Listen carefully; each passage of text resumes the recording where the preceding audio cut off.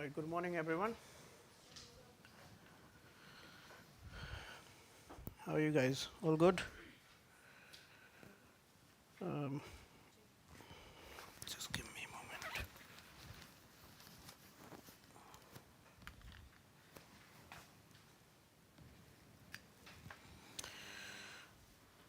Right, just to recap what we covered yesterday, and then we'll continue from there. So we touch upon some basics around how OT system operation technology is different from IT systems, because it's not just about data security, it's also about understanding what kind of impact an attack can have on the physical systems, right? So we'll continue with that part, and we'll try understand some more points regarding how IT system is different from OT or ICS. When I say ICS, I mean industrial control system. Industrial control system is example of operational technology. One of the reasons is, as we've seen yesterday, Purdue reference model, OT system or ICS system comprises IT plus OT. Yeah? So there's a boundary that we call DMZ, that boundary that keep your IT and OT parts separated. Yeah, we'll talk about more why we need to keep them separated and what kind of security you need to consider in each part of the system. So in terms of IT, it's all about data, right? Generally, IT systems, whether you are talking about working through mobile, working through laptop, we're always generally talking about what data has been transmitted from one end to another end. And then we'll talk about something called CIA, right? What is CIA? Right. So we talk about saying confidentiality, integrity, availability, which is very kind of true in an IT system. Now, when we talk about OT system, the story is slightly different. In OT system, most of the data that we need to be reached at recipient in certain amount of time. So there are applications, there are protocols which requires data to be transmitted in few milliseconds. Yeah. So in IT system, mostly the data is sensitive, so we say, okay, let's encrypt data before we send it. You encrypt data at one end, transmit it over the network, and then you receive it and decrypt it. So that's why we say confidentiality is very important for an IT system. In OT system, availability is the key. One of the reasons is, as we talked about yesterday, SCADA system. Yeah, so what it does, it captures all the data and then pass this data to its central system, run the algorithm. So for example, if we are talking about power system or smart grid, we have power algorithms that we run just to see power flow, whether everything looks fine, devices are working properly, the level of voltage and current that should be there is kind of working perfectly or not. If your data is slightly modified in IT system, does it impact? It impacts, yeah? If you want to transmit 1,000 rupees to a person, but then by mistake you say out of 1,000 you say 2,000, it makes the difference, yeah? However, in OT system, it might not be the case. As long as your system is stable, even the data is modified, even the data is slightly malicious, when you pass this to a system runs its own algorithms to see if everything looks fine, it doesn't bother. If the system is still stable, even if I have to do minor things just to balance everything in terms of voltage, current, power, the system is still fine. Right? That's why confidentiality is not the key here. Availability is really important. If you're not receiving data, you don't know what's going on your system. And now we are talking about a very large system, country-wide infrastructure. So it's really, really important to know what is going on. So you sense data, you have sensors that help you, collect data, and then you process it to see every few minutes to understand whether everything looks fine, or if not, then you need to obviously take certain actions in terms of commands, sending commands and managing that. So that's one of the key. So I'll be talking about other things. For example, patches. So generally we say in IT systems, as long as you see a vulnerability, you just patch it as soon as possible. Yeah. For example, when a vulnerability is found in a system, most of the time manufacturers of that product, they release patches and ask people to update their system, right? Which is straightforward. You just restart your device, whether it's laptop, workstation, whatever. In OT system, it's not the case, because OT system works in a real-time system, right? For example, you can think of, you have a manufacturing unit that requires all the time electricity, and there's a production going on. Every few minutes you build, you are producing thousands of products. Suddenly you see there's no electricity. Yeah, cut. What will happen? There's a downtime. You will lose production, you will lose revenue. It will incur a lot more cost for you, even for a few minutes. So if you need to patch an ICS system, it's not straightforward. Rather, it's really difficult to find out when can you patch, because these are the real-time systems. They're working all the time. You can't really bother. You can't really afford kind of downtime. That's why patching ICS system or OT systems is one of the key problems that people are still solving. Yeah.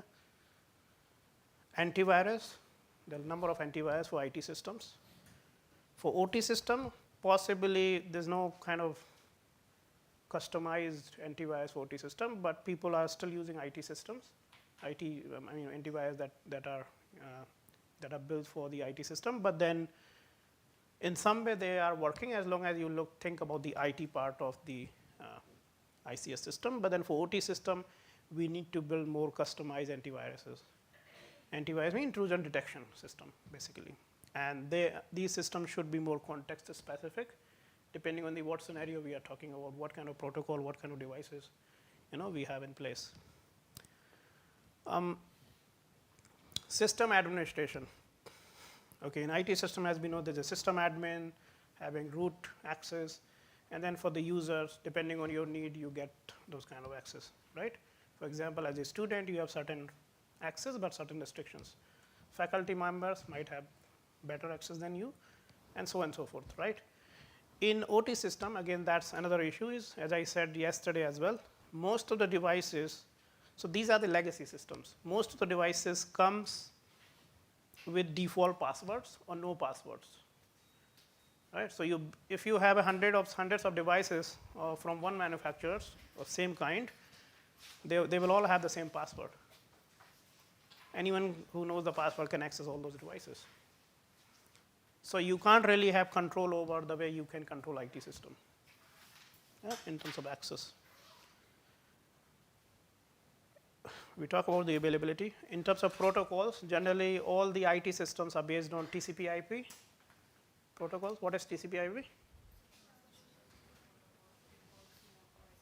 Right. And in terms of ICS system, there are a number of protocols there. Some of them relying on TCP, but they are not really TCP/IP. Yeah? Many of these protocols are vendor specific. For example, if the vendor is from the European countries, they have very different protocols from vendors from Americans. They are kind of different protocols. So if you are bringing devices from both of those countries, it becomes much harder for you to understand, kind of making sure the interoperability and how this will kind of compatibility fit into your system. Impact. When something goes wrong in your IT system, what can go wrong? People might compromise your device, steal your data, yeah, modify the data. Does it have any impact on people? Safety? No. Yeah. On the other hand, an ICS system, potentially it does have impact, not just modification of data, but the consequences, how the attack can impact the system. It might destroy your devices. It might lead to a fire. It might lead to a flood. It might lead, depending on what applications we are talking about. Yeah, so it might have a life-threatening scenarios. And that's where ICS systems are more sensitive to handle. Yeah, so I talk about this confidentiality. So in ICS system or OT system, we say availability is the key priority. Then the integrity. At some point, we need to know data is correct. So that's where we talk about integrity. What is integrity?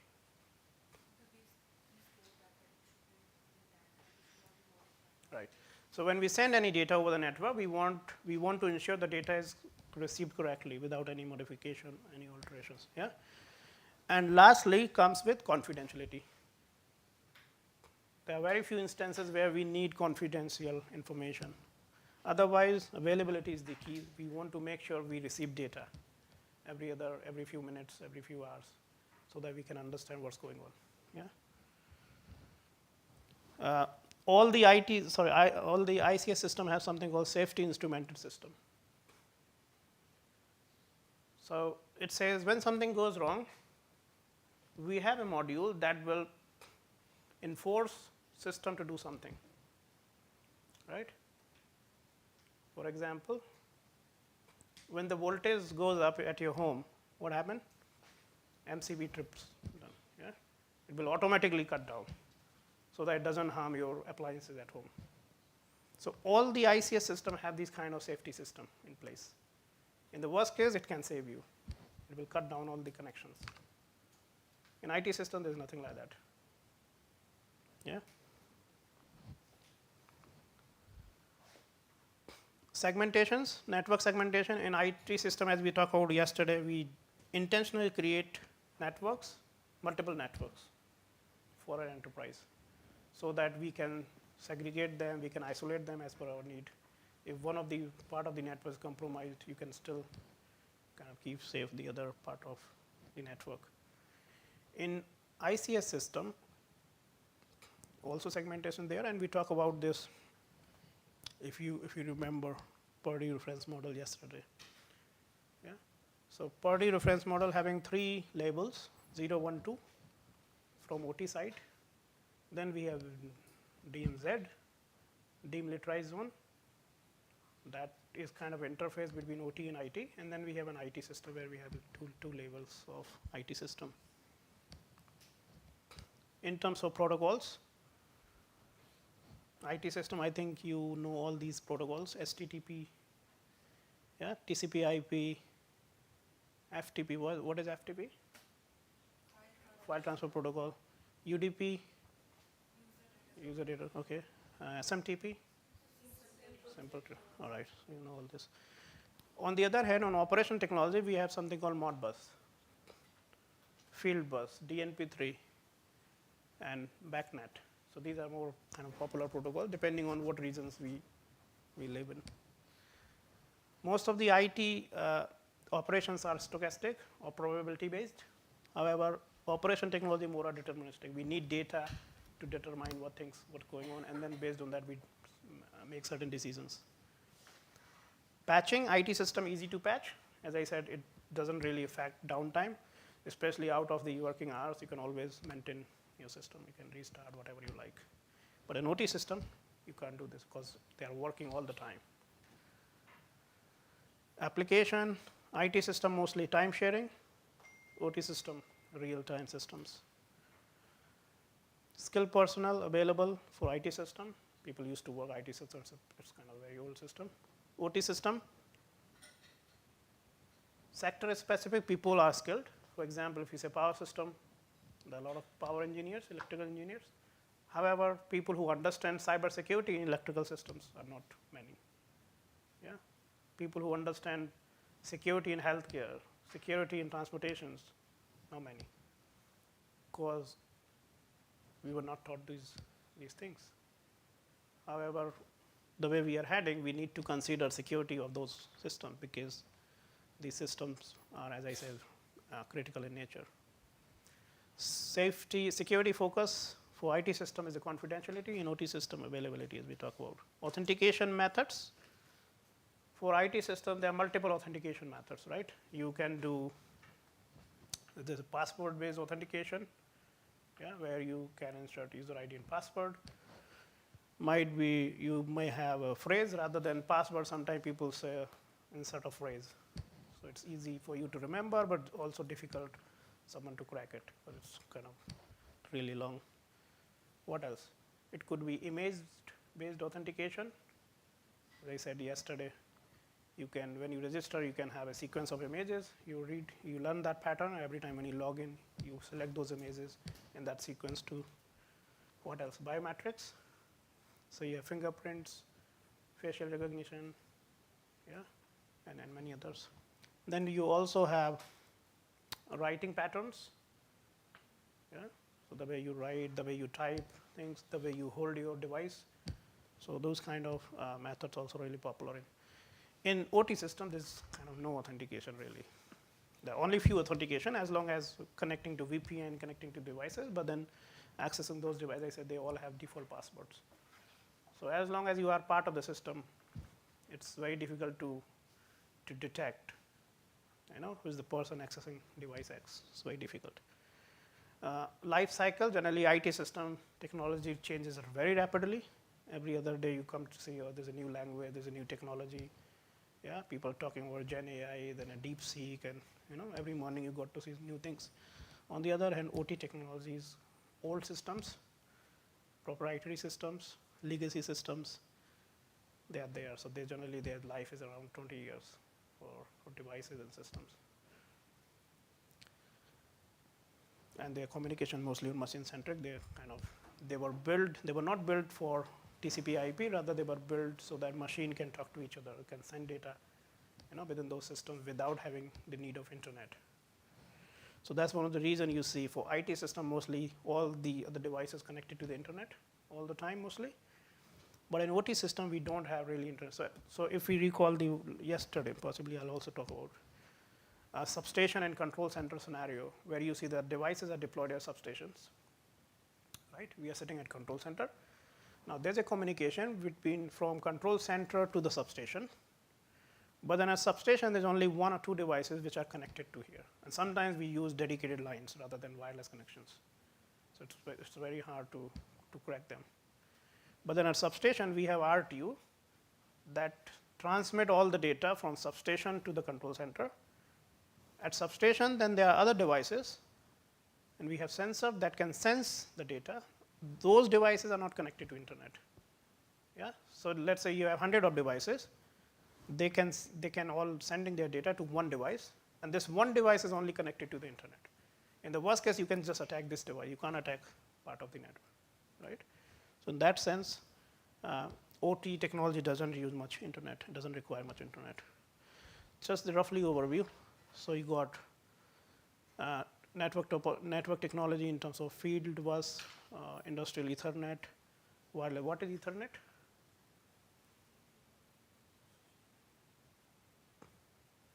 Your wired connection, yeah? That generally comes Ethernet. Okay, so layer 2.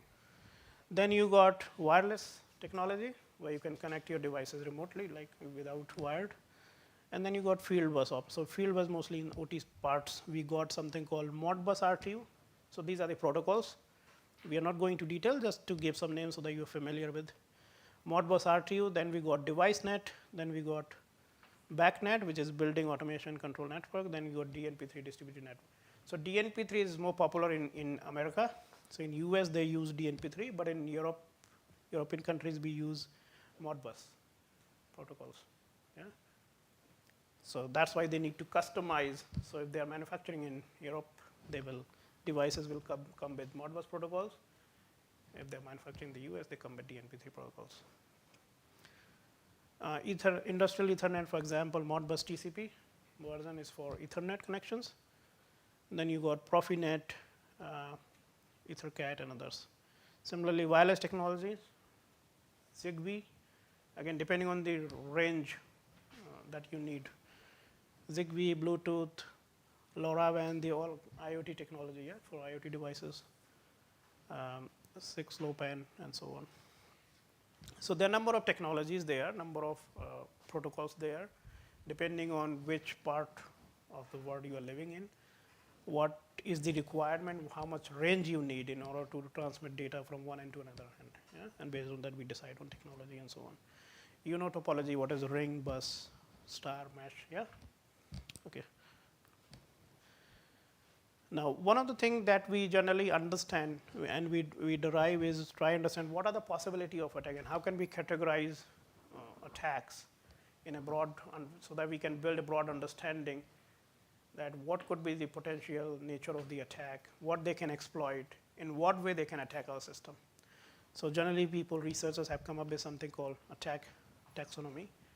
It's kind of a comprehensive version where they say, what is the threat source, what could be the nature of threat, what kind of malware can inject, can attack my system, what part of my system they can target, in what way they can target, and what could be the likelihood impact. So let's say there's a malware X, so we talked about Stuxnet yesterday, for example, yeah? Targeting nuclear plant, centrifugal systems, yeah? How they can be injected? USB drives, if they have internet connection, maybe spear phishing emails and so on. So they can target the system. What kind of impact they may have? If it gets into the system, if it floods, it was a worm, it can really damage the whole system. So it's really high impact. So that's how you decide on and try understand the big picture. And we talked about yesterday something called proactive. So we said reactive, how you react to the attack, and then proactive, saying we want to be prepared. We don't just want to wait something bad to happen, rather we want to be well prepared to understand what can go wrong and do we have enough and good solutions to tackle. Yeah? In order to do so, we go for something called cyber risk assessment.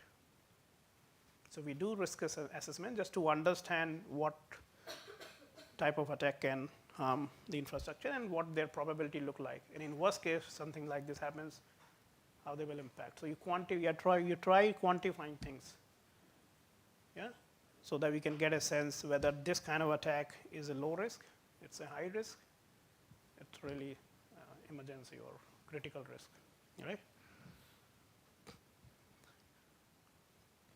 And one of the difference with IT system is mostly IT system, the risk is static. It doesn't really vary whether it's a daytime, whether it's a nighttime, or whatever. However, on the other hand, on OT system, it could vary. So as we talk about maybe peak hours, peak off hours, right? Whether there's a huge demand, a lot of people are connecting. You have, as a company, a lot of pressure to fulfill that demand and that reason. And at that point of time, if there's an attack, that might be a little critical than peak off time where you have more kind of bandwidth to handle it. So in order to understand the risk assessment, we have certain methods to follow. One of them is called CVSS, Common Vulnerability Scoring System. So this is one of the ways to quantifying risk. So generally we look for something called probability of occurrence.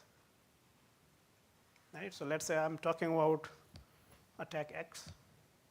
I'm saying this attack might, because of the nature of the way we connect our device X to device Y, maybe it's a wireless, maybe it doesn't have, we can't have IDS there, because that data needs to be sent in few milliseconds. You can't really have encryption there, for example.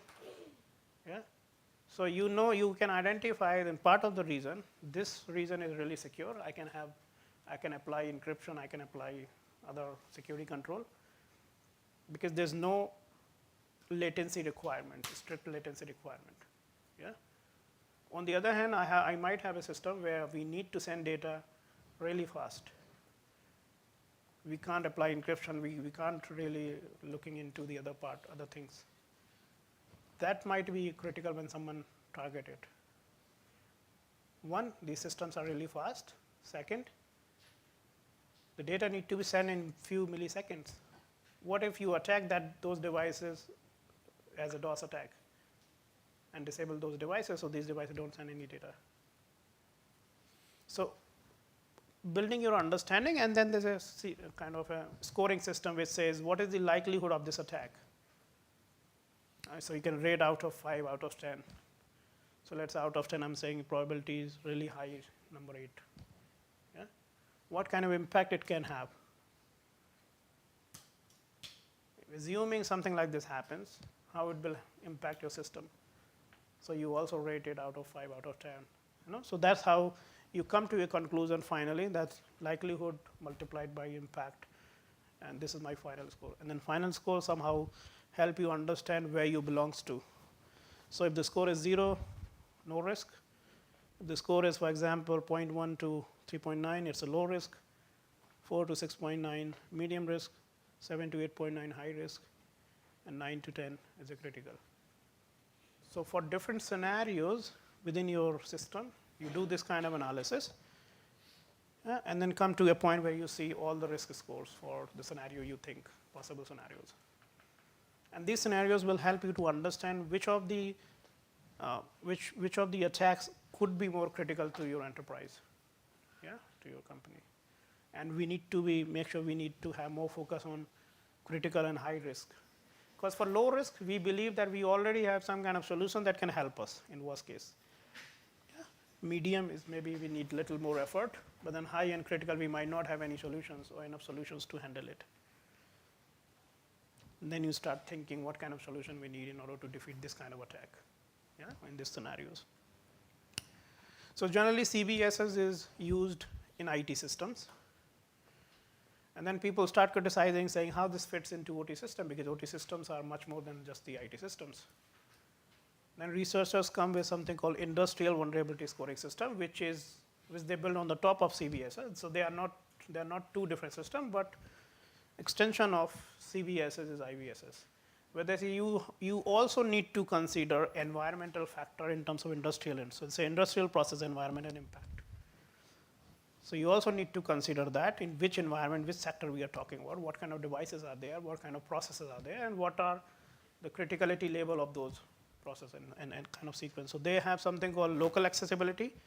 They say what kind of devices and assets might have access. So if there's an attack, what they can access.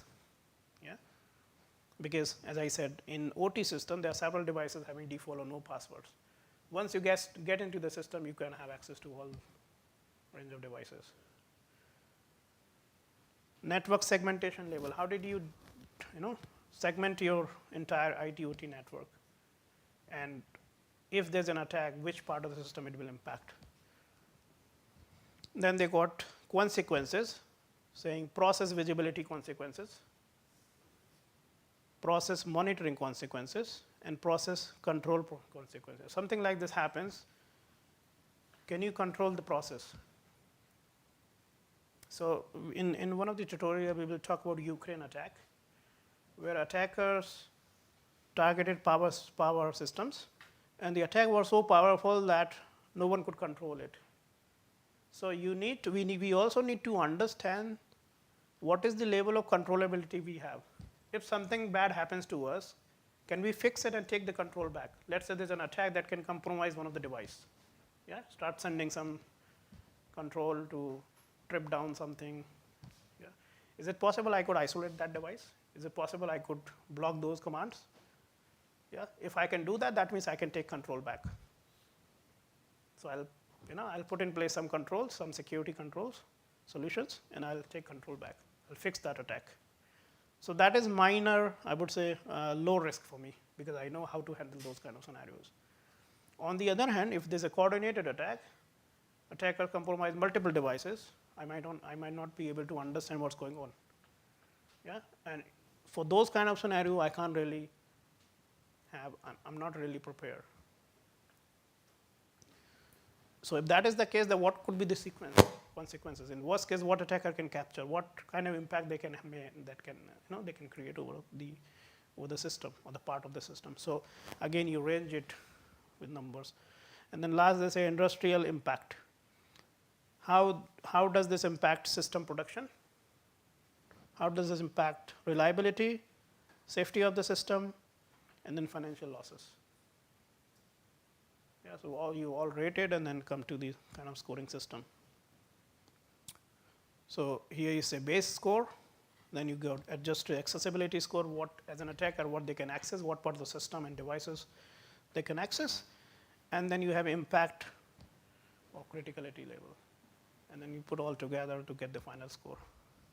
So this is a very kind of practical and an applied method that generally most of the company do use for the risk assessment. And this will help you to understand what are the critical points in your system that needs more attention. And as you got to know more coordinated attack, more sophisticated attack, you want to do this exercise again and again and again. Yeah?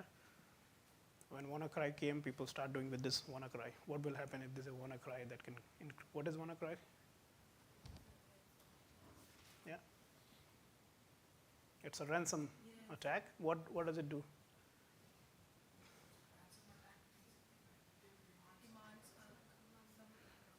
So what does it do? It gets into your system and encrypt your files. Yeah? It will say if you pay X amount, I will decrypt it, otherwise I'll delete everything. So let's say it goes to a banking server and encrypt all the files. So I have encrypted all the files. If you give me X amount of money, I'll decrypt it. If you don't give it, I'll delete everything, all the data. So as a customer, you will panic. Yeah? Unless they have backups. So that's one of the reasons most of those companies having sensitive data, they always have backup. Every day they have a backup. So that in worst case, someone hacked this, we still have data in some way. But sometimes companies don't have, particularly small companies. Yeah? That's why in order to perform those kind of attacker need to be smarter to understand what kind of data they need to hack. You know, where that data resides. And you target those systems with those kind of attacks. Now, when the ransomware kind of attack came into the picture, there's a project called No More Ransom. So if you Google it, nomoreransom.com or something. I don't remember the exact name, but No More Ransom was a project. And researchers around the world, they come together saying we want to develop decrypted tools. It says, if you've been targeted as a ransom attack, here are some codes, decrypted codes. You try with those codes. So they all are freely available. You can download them and see if you can decrypt your files. If yes, that's all free of cost. If not, you have to deal with the attacker. Yeah? If those are really important, then you have to pay. And ransom attack is one of the most popular attack in terms of financial losses. Companies really, they had to pay a lot of money. Now, one of the key things in OT system is system interdependencies. System interdependency in the sense,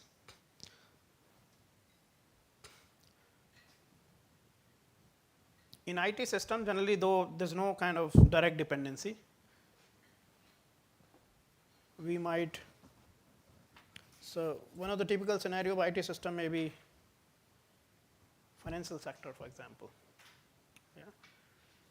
People are kind of making transitions, you are making payments, online, offline, whatever, and then they need to kind of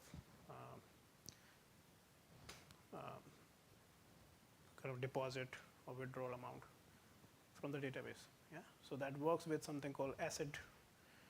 Have you been database? Have you studied database? So you know ACID property, or yeah, how the transaction, what happened when your transaction fails, it's rollback, everything and so on. So we have certain property to maintain in database, right?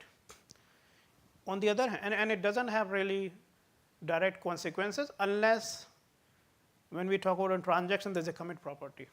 Something goes wrong, then we roll off everything, you know, so that we can start from where we were. In OT systems, we might have system dependencies. So let's say one process, outcome of one process is the input of the another process. So it might be the case. Yeah? The outcome of one device, we are feeding it to the another device. Outcome of one process feeding to the another process. Always happen in OT system. And those kind of system interdependencies really matters here. If someone hacks one device, change its outcome, you are feeding the incorrect outcome to another device or another process, it will lead to another incorrect outcome. And we end up with making incorrect decisions, right? So in OT system, it's also really important to understand system dependencies. When you also calculate risk, you also consider these interdependencies in the picture. What is the cascading nature? Is there any cascading scenario in my company? Is it possible when if attacker compromise some device, some process, can it lead to failuring other devices, other processes? So those are the things really important here. And you will understand that once you understand processes. By looking just devices and network topology, you won't be able to understand. You have to understand what's going on, what processes we are running, yeah, and how these processes are feeding in input and output from one another. And this will help you to actually understand what are the devices and systems, processes which are interdependent. And then only accordingly you calculate the risk. So this is just the scenario of typical power system, the way it looks like. If you see this, so that's how power engineers look at and try to understand systems. So we'll be talking about it more in one of the slides later on. So again, depending on which sector we are talking about, we need to try understand the big picture. Another difficulty with OT system is most of the devices are third-party vendors. Yeah, for example, Microsoft. For IT system, they sell their own computers, yeah, their own operating systems inbuilt with their own browsers, which is not the case in OT systems. In OT systems, most of the devices that we have are from third-party vendors. And third-party vendors possibly come with some, for example, if we say power system, they are the electrical engineer. They come here, then connect everything, and goes away. Something goes wrong, you are completely relying on those. Come and fix, something has happened. You don't know what to do, how to do. Your team is not having expertise of there. Because you are a company of healthcare, for example, yeah? But you need power. You have manufacturing unit, but you need power plants, and so on. So the number of reliability there, for example, dependency was system reliability. What is reliability? So we look into reliability, resilience, productivity, security. What is reliability?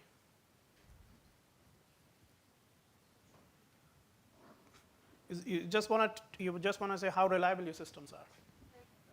In any how, if one device is got compromised, then there is a way to communicate to other device.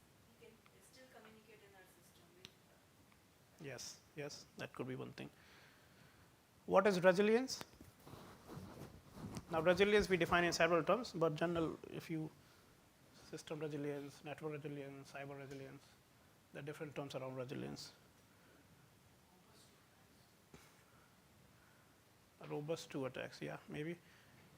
Yes, ideally we say resilience means even the system is under attack, the business should continue. So it should not be like someone attacking and everything is kind of gone. We need to, and that's where we are heading, saying we need detection tools, which is fine. So if you can protect your system, you have really nice security control that can handle all kind of attacks, excellent. Which is ideally not the case. Then say, okay, if we can't protect, can we detect those things? So we have detection tools, IDS, and so on. But what if we don't? So we talked about yesterday how some types of attack, APT attacks, can bypass IDS. So if we are not able to detect, what do you want to do? Then we try to understand how they can impact. What will be the worst case scenario if they hit our system? Yeah. So we try to understand the impact. And then we want to design system in such a way the system can heal itself. If system is under attack, we want to automate that process, response process, so that they can start doing some, reconfiguring things so that they can mitigate the impact of the attack. We might not stop the attack, but can we mitigate the impact? Can we reduce the impact so it doesn't harm massively. Yeah. That's where we are heading. So I will be talking about resilience in more detail in one of the talks, one of the lectures. So we talk about, so they might have bespoke applications, more specific customized applications. We might have third-party applications, system vendors, supply chain. Supply chain is also kind of really important in OT system, right? What is the example of supply chain?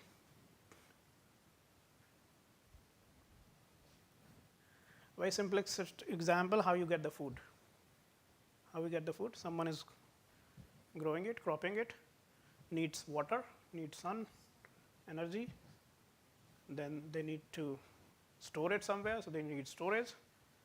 They need transportation to carry it somewhere else.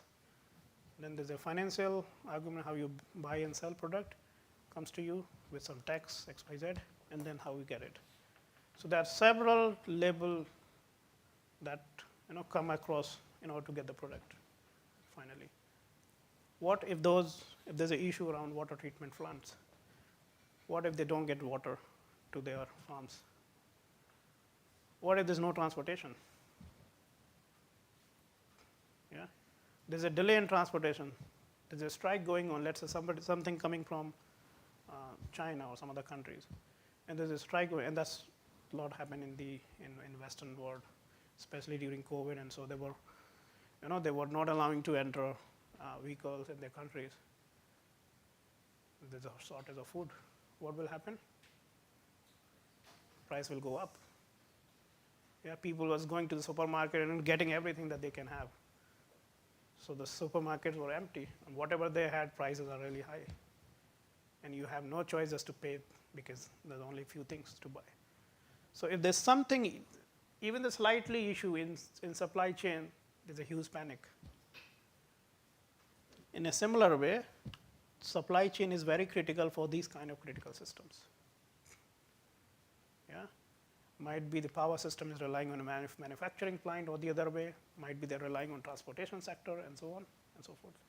So impact on one sector might directly or indirectly impacting other sectors. If you don't handle, if the attack is really massive, it takes months or days to recover. It has a direct consequences on other sectors as well. And finally on people. Yeah, that's why we also need to kind of keep in mind these kind of things.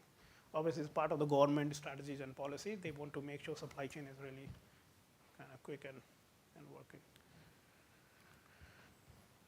So we talk about all these things. Strict requirement of high reliability, high availability in real-time response in OT sector, complexity of patch management, complexity of interactions, heterogeneity of CPS component. So we talk about saying that we have different types of devices that generate different types of data in different formats. So you can't really directly use it. You need converters. You need to bring all in the same format in order to have access of your data. And these are legacy devices. We don't address security issues. So these devices were built, these systems were built for the communications, for generating power, electricity, and so on. At that point of time, they did not consider security as because these systems were not connected to the internet anyway. Yeah, so they were not really concerned about cybersecurity. But now we are connecting some of these devices to internet. That's where cybersecurity comes into the picture, and we need to add a security layer on the top of what we have. And unfortunately, most of those cybersecurity experts, they don't understand these systems.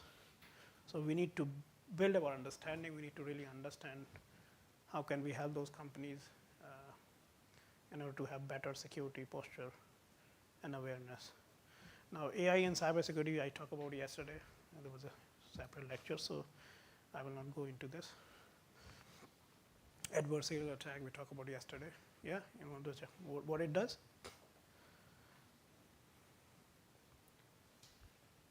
So generally, you want to, as an attacker, you attack machine learning models. Right? Maybe you feed malicious data, so it trained with that, create a loop, create a backdoor entry for attackers to get into the system. Yeah, or the other way. So you're pretending kind of benign data as malicious, or malicious data as benign. So you train your system, and you can train it both ways. Okay, what is the cascading impact? So I talk about this. So for example, interruption of telecommunication. You don't have communication. You don't have. There's no mobile connection. There's no telephone lines. There's no internet. What's going to happen? How will you communicate? Can you think of something like this? Yeah. Let's say if you don't have any connections for a month. You're just here. You know, no connection, no internet, no cell phone, nothing. What can you think? There's no transport for a month. Will you be able to come here every day? Huh? No. There's no power for a month. What will happen? We can't think of those scenarios even, yeah? So that's why it's also important to understand the cascading consequences. For example, interruptions of telecommunications. It says impact of all level of communications, severe impact on financial services. So those are kind of, now we do a lot of online things. If there's no internet, everything is down. Companies will be in losses. As a consequence, what will happen? When they come up, prices will be higher because they need to then back, recover what they have lost. That all happened after COVID. During COVID, companies had a lot, huge losses. And when they came up, especially airlines, prices were doubled. They're still doubled now. And once the price is up, it doesn't go down. So very rarely happens. So they're all in recover mode and then profit mode, and want to be where they were planning their profit and so on. So those kind of massive consequences have a huge impact on us, directly or indirectly. Interruption of transportation. It's a foodstuff and fuel delivery interrupted. Potential hazard, material compromise. Now, when we have a shortage of fuels, petrol, diesel, what happens? Prices will go up really high. Yeah, people are selling black. And when something like this happens, it starts chaos. It impacts on your economy. Yeah, it's a direct impact on populations. So that's what we talk about, saying these critical systems are not standalone. It doesn't like if there's a one power company down, you don't have any impact if you're not use electricity. It has impact directly or indirectly. It will impact whoever using the power, and they will add cost to it. And if you're buying any product, anything out of it, you'll pay more. Yeah. Now,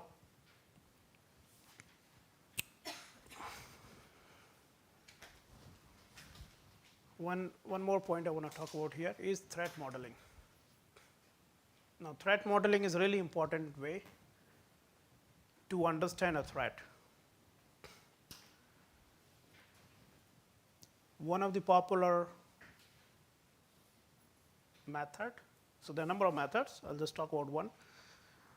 One of the popular method is called a stride modeling, which stands for spoofing, tampering, repudiations, information disclosure, denial of service, elevation of privilege, right?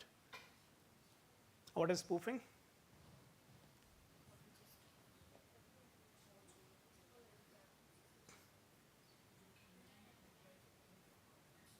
Right. So it's hard to distinguish whether it came from, it's a legitimate or it's a fake. So attacker is spoof. For example, if your intention is to look at the IP address to recognize whether a certain packet is coming from the right source or not, attacker might spoof that IP address, fabricate a packet with the same IP, and then send it. When you receive it, you start believing since it came from the same IP address, this is the correct packet. Yeah, but practically it's not. So detecting spoofing now easy. Tampering, and one of the solutions is spoofing identity. What you can do is saying appropriate authentication put in place, protect secret data, and don't store secrets. Okay, one of the thing, how does we have password, for example, when I go and log in on your laptop. Where this password stored and how does it store? In what format we store it? In your laptop, mobile? Huh? Does it store in a plain text? Encrypted text. Because if you are using encryption, then where's the key? Encryption, you need a key, yeah? You use key to encrypt it and the same key to decrypt. So how do we?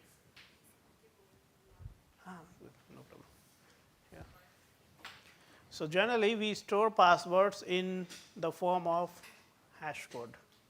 Hashing, you know hashing? Yeah, we'll be talking about hashing in more detail anyway. So password stored in hash. So that's why we're saying don't store your credentials on your devices. If you're storing them and someone have access, maybe remotely, maybe because someone is your friend, maybe you don't log off your device, someone might have access to those things. So those kind of more protection thing, but then saying in order to stop spoofing or control spoofing, you have to have more authentication mechanisms in place. That might help you. What is tampering? Tampering of data, what is that? Modification, altering, yeah, altering your data. So say appropriate authorization. Authorization means who can access that data, right? You want to control who can access what resources. So we have a lot of, for example, university system, you have number of labs, number of devices, screens, computers, whatever. Now we want to restrict who can access what. As a student, if you are from computer science, you might have access to the laboratories of computer science, not everything, because you don't need to have access of mechanical, for example, right? So on basis of that, you decide what user needs what kind of permission on what resource. So in digital terms, when we say permission, it could be read or write a file. Someone can just read the file. Someone can write or edit the file as well, right? Hashing. So hashing is one of the way to ensure integrity. We'll be talking in a minute. MACs, I'll be talking what is MAC. Okay, I'll be talking all these things. Digital signatures and tamper-resistant protocols. So generally, tampering means we wanted to ensure if someone has tampered data, we should be able to recognize the data has been modified. Yeah. If that is the case, you generally discard that data because it's been modified. Now, third thing is repudiation. What is repudiation?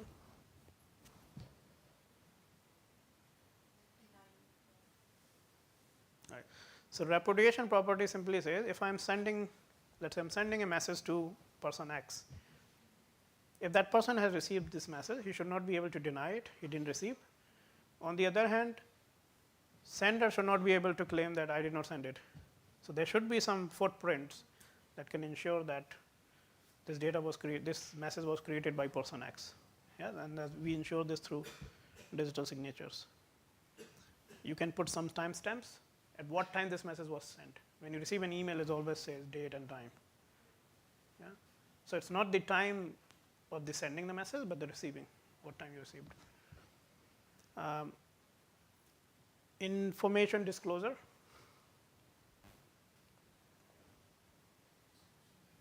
Yeah. Sometimes information is confidential. How do we handle it? Applying encryptions, limiting access, who can access things, privacy enhanced protocol. If data is sensitive, we want to ensure privacy is still there. By looking at data, you won't be able to relate or able to identify individuals out of it. Denial of service.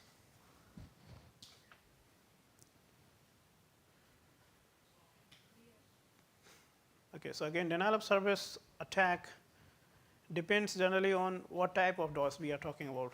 So DOS attack could be you are flooding a lot of messages. Yeah. So let's say there's a client server architecture with a number of clients there, and they are sending data to the server. Server need to handle all the data, all the requests, look at the queries, send response back to the clients. Now, what do you have too many clients, and they are just sending random data? Yeah. So generally, client server model, they do have, if they are based on TCP, for example. In TCP protocol, we have something called handshaking. Yeah. So how does it work? So client will send a request to the server. Server will acknowledge, send to the client, and then client is expected to send the actual data. Yeah? And in order to make it more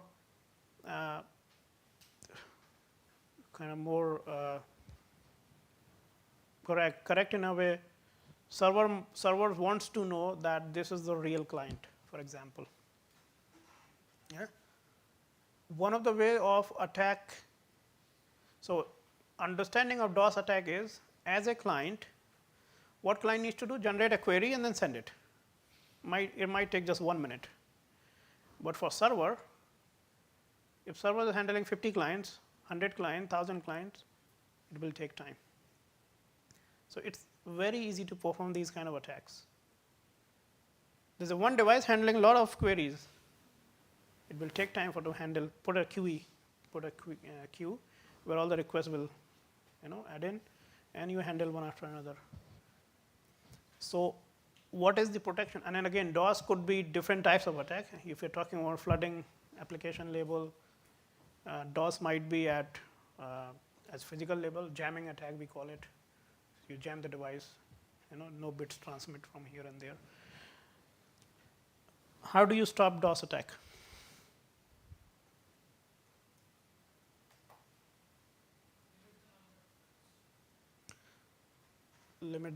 So generally we understand that from a source, this is the on average request we get per day. Yeah. If you're receiving too many requests from one client, it might be the case. Now, one of the things we wanted to ensure when we handle DOS attack is we also want, if this is a legitimate client, we also want client to utilize certain resources. It should take certain time to send us a request. So if you see a client flooding you with the messages, you look at the IP address, everything looks to be legitimate. It's not the malicious client, but for some reason it's just flooding. You might want to make that flooding a bit difficult in order to connect it properly. So as an attacker might, they don't have any intention to complete the handshake process, 1, 2, 3. They just say send it, server send request back, and then client doesn't respond because it doesn't want to connect, just a malicious client.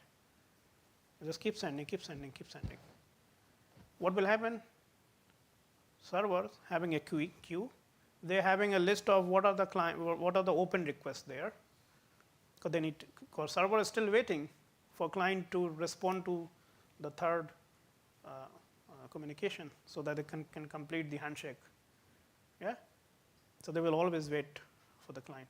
So if those are those kind of instances, we want client to also utilize certain resources. So what server can do, they can send a puzzle to the client. Give a puzzle, give them some time to solve it. If they're able to solve it, they might be the real client. Yeah? If not, they will be occupied. So you solve this and then send it. So you're not kind of bothering until they send it. So this is one of the processes you can restrict or reduce the flow of packets. Yeah? And obviously, you can take appropriate control in terms of authentication, authorization, and so on. You can apply filtering, quality of service, and so on. Last is elevation of privilege. You want to reduce access of resources. You want to give the rights to individual who really needs those resources, right?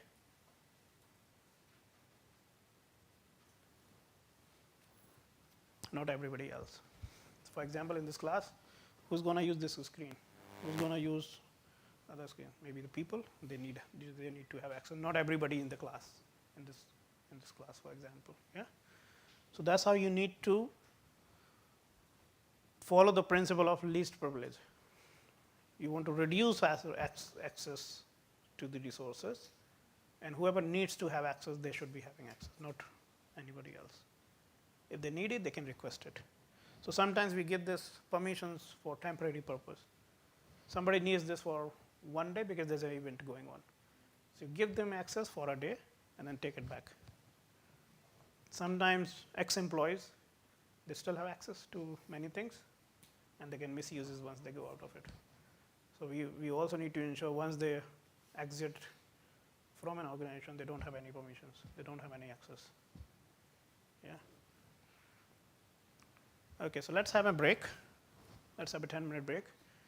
We'll come back and then we talk about typical scenarios with some examples. So all this will be kind of a little high level. I won't go in much detail. I'm not sure how, what is your understanding on cryptography and other things. But I'll give you a sense about the idea, about the solutions and so on. But then we'll pick more practical scenarios, real-time scenarios, how they look like and what kind of problems are there, and how can we solve these problems. Have a 10 minutes break, we'll come back and then we'll continue.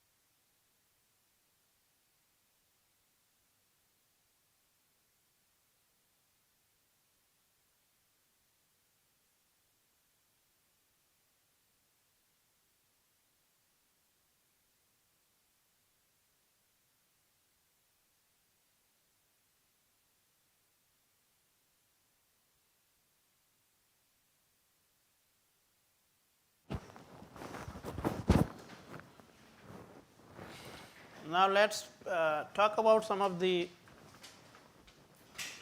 real examples and understand how these systems work. So the very first topic I want to discuss briefly is power grid versus smart grid.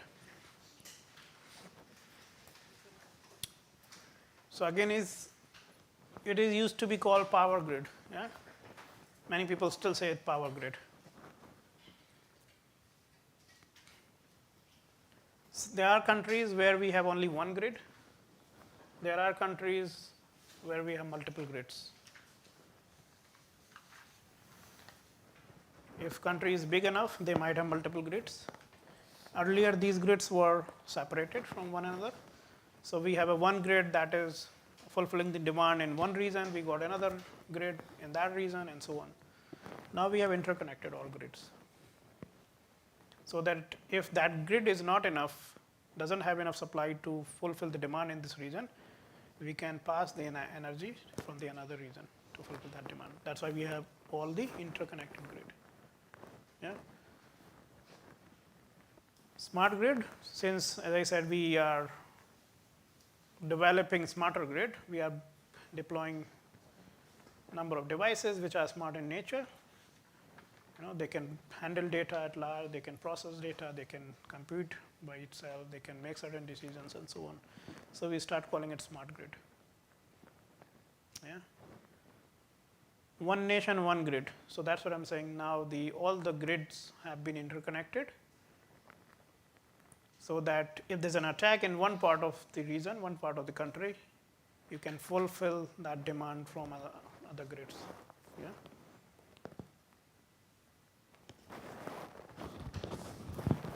Sorry.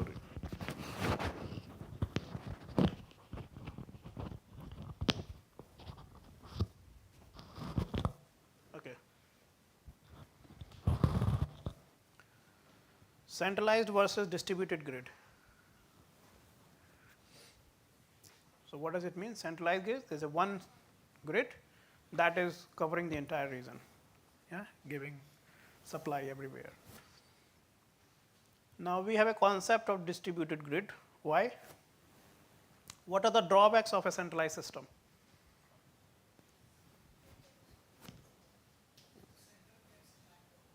Exactly, single point of fail. Yeah. If you have everything on one device, what if that device is down? Everything will stop. So that's where distributed system comes in, saying rather than having everything on one device or one system, consider multiple devices, put your data, distribute it or replicate it, yeah, so that there's no single point of failure. If someone attack one of your device, other device still there to help you. Now when you, for example, we are in India, when you say, when I want to know what is happening in the US, yeah, so I wanted to know their, or I wanted to have access to their, let's say, National Security Agency, so I'll say NSA, I'll search on Google. This will help me to connect to their website in the US, right? So what happens? When you open Google, it will say google.co.in. Yeah, when you say NSA, click the link, what happens actually? So what does it mean when you say google.ac.in?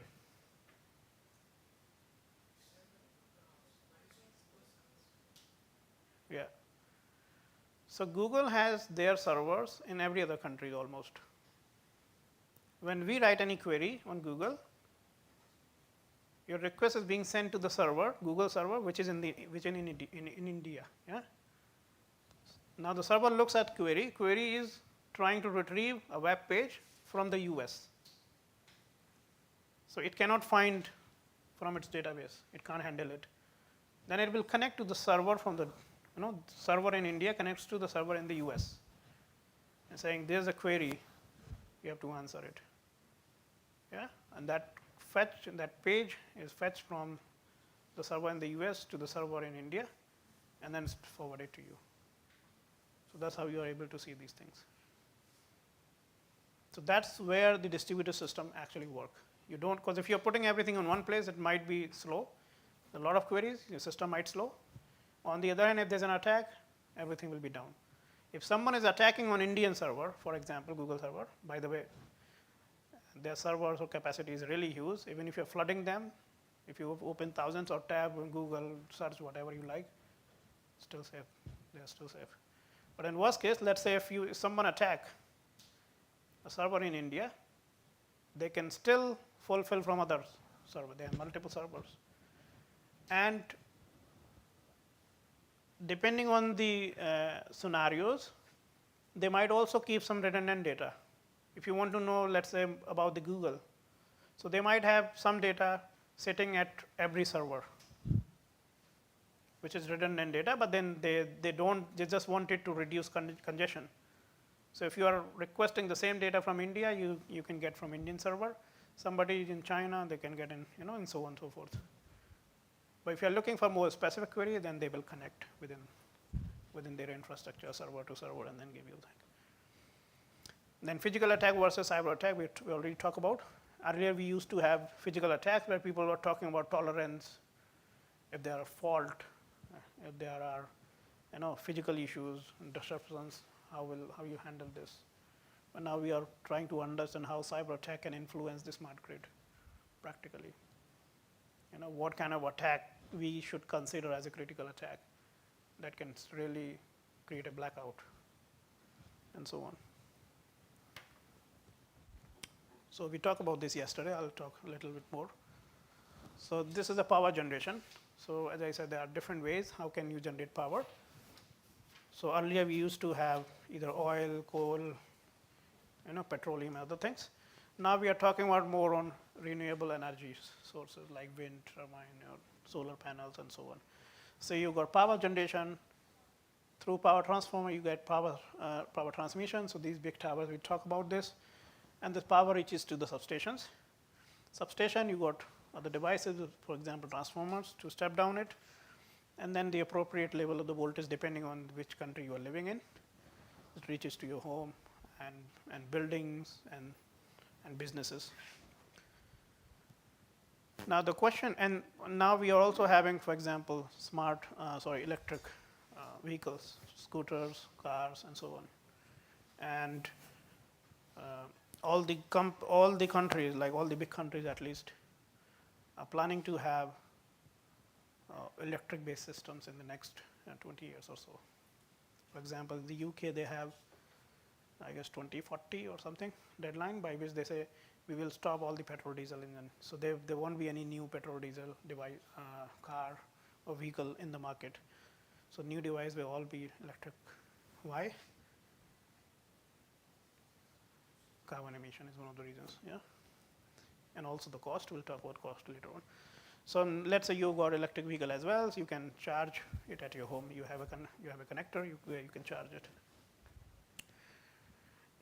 Then you got a control center from a company. So if let's say in India we have 3 main distributors for electricity, they might have their own control center. They might they will have their own substations and so on. So they will have their own setup. Every company has their own setup. So at control center, you got SCADA systems, you got different servers, you got operators sitting in control center looking at the big screen, what's going on. Yeah. Control center receives data from substations. So I might have multiple substations. Control center receiving data, wireless, wired, depending on the way it's been configured. Sensing data here, processing it, running all the algorithms, and then understanding what's going on there. Yeah, what could be the demand in this area of city X, for example. So demand might vary from city to city, region to region. If this is industrial area, that might have a lot more demand compared to other regions. So this is how kind of typical scenario look like. Now, and kind of a centralized power system where you have a power generation, transmission network, distribution network. Now what we are talking about is more distributed in nature. Why? Everybody is relying on power grid. Now there's a concept, something called microgrid. Have you heard it? Microgrid? So what is microgrid? which is a micro version of a grid. I might have a microgrid at this campus where I can supply all the electricity through that. I might create solar panel, wind turbine, whatever, to generate the electricity, storing it somewhere, and then connecting it to all the labs, all the lectures, and to this building. So I'm not relying on the centralized national grid. If that grid is down, I'm still kind of have worst case scenario, still have some backup. Yeah. So that's how, and we believe that in the future there will be demand will increase. It will not reduce anyway. It will just keep increasing, keep increasing. So the grid needs to produce more. We need more power generations. There'll be a lot more devices will be connected, a lot more demand in the future. And that's where people are saying you should have distributed systems. Yeah, government is, I guess, supporting subsidies for solar panels you can have on your home, and so why? So that you can sustain it. You can use solar energy to generate electricity, power for your home, and reducing the load on the grid in some way, right? So that's where we are heading. That's why people are saying there are a number of energy sources through that we can generate energy, and we should be at least start utilizing this at local level. There are areas where there's no electricity, there's no lines in rural areas, yeah, where you can set up these kind of things. You can have a solar panel, you can have a small grid, microgrid, you can connect to local networks. Yeah.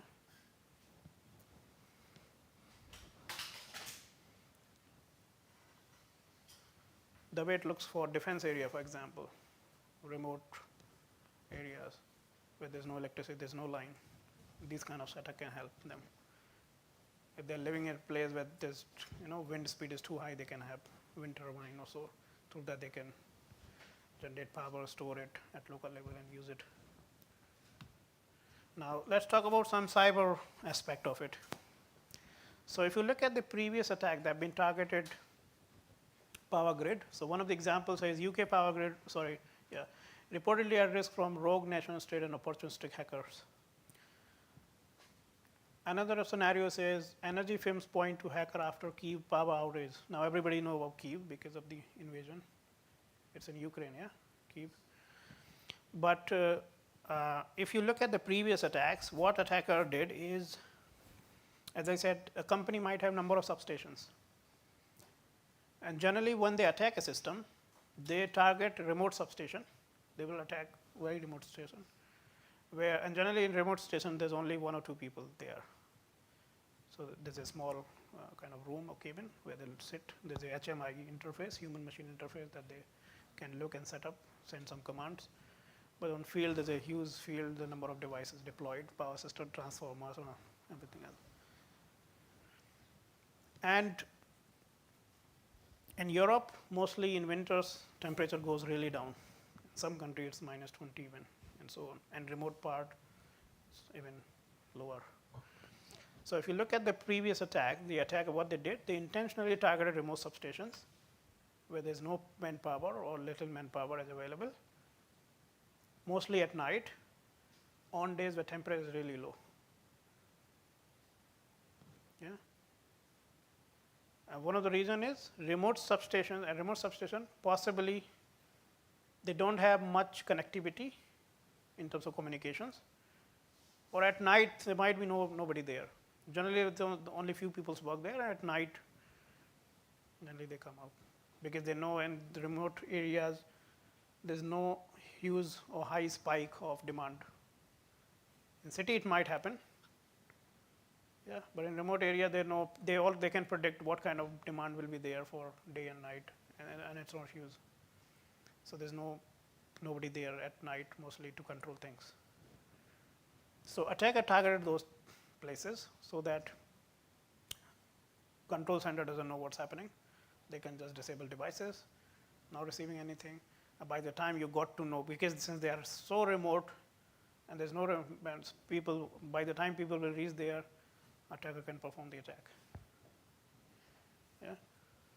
So one of the learning is, even if your infrastructure is remote, if it is connected to the centralized grid, we need to take care of it. So some of the attacks were performed where there's no electricity during peak winters. And as I said, we always have a heating in all the places there. Otherwise, you can't survive in minus.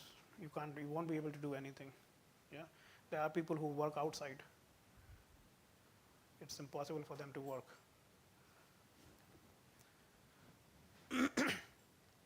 Now, there's something called Open Smart Grid Protocol Alliance. So when the smart grid came, the people say, okay, they develop a protocol, and they start thinking that since this protocol is used for variety of communication, security is one of the key things, obviously. So alliances, these kind of alliances, generally a group of companies, yeah, which want to work together on some critical issues. And cybersecurity is one of those, where all the companies part of this group, they sit together, once every 6 months or yearly, and they want to understand the critical topics around their infrastructure. I want to have discussion what kind of policies, what kind of regulations should be there, and so on and so forth.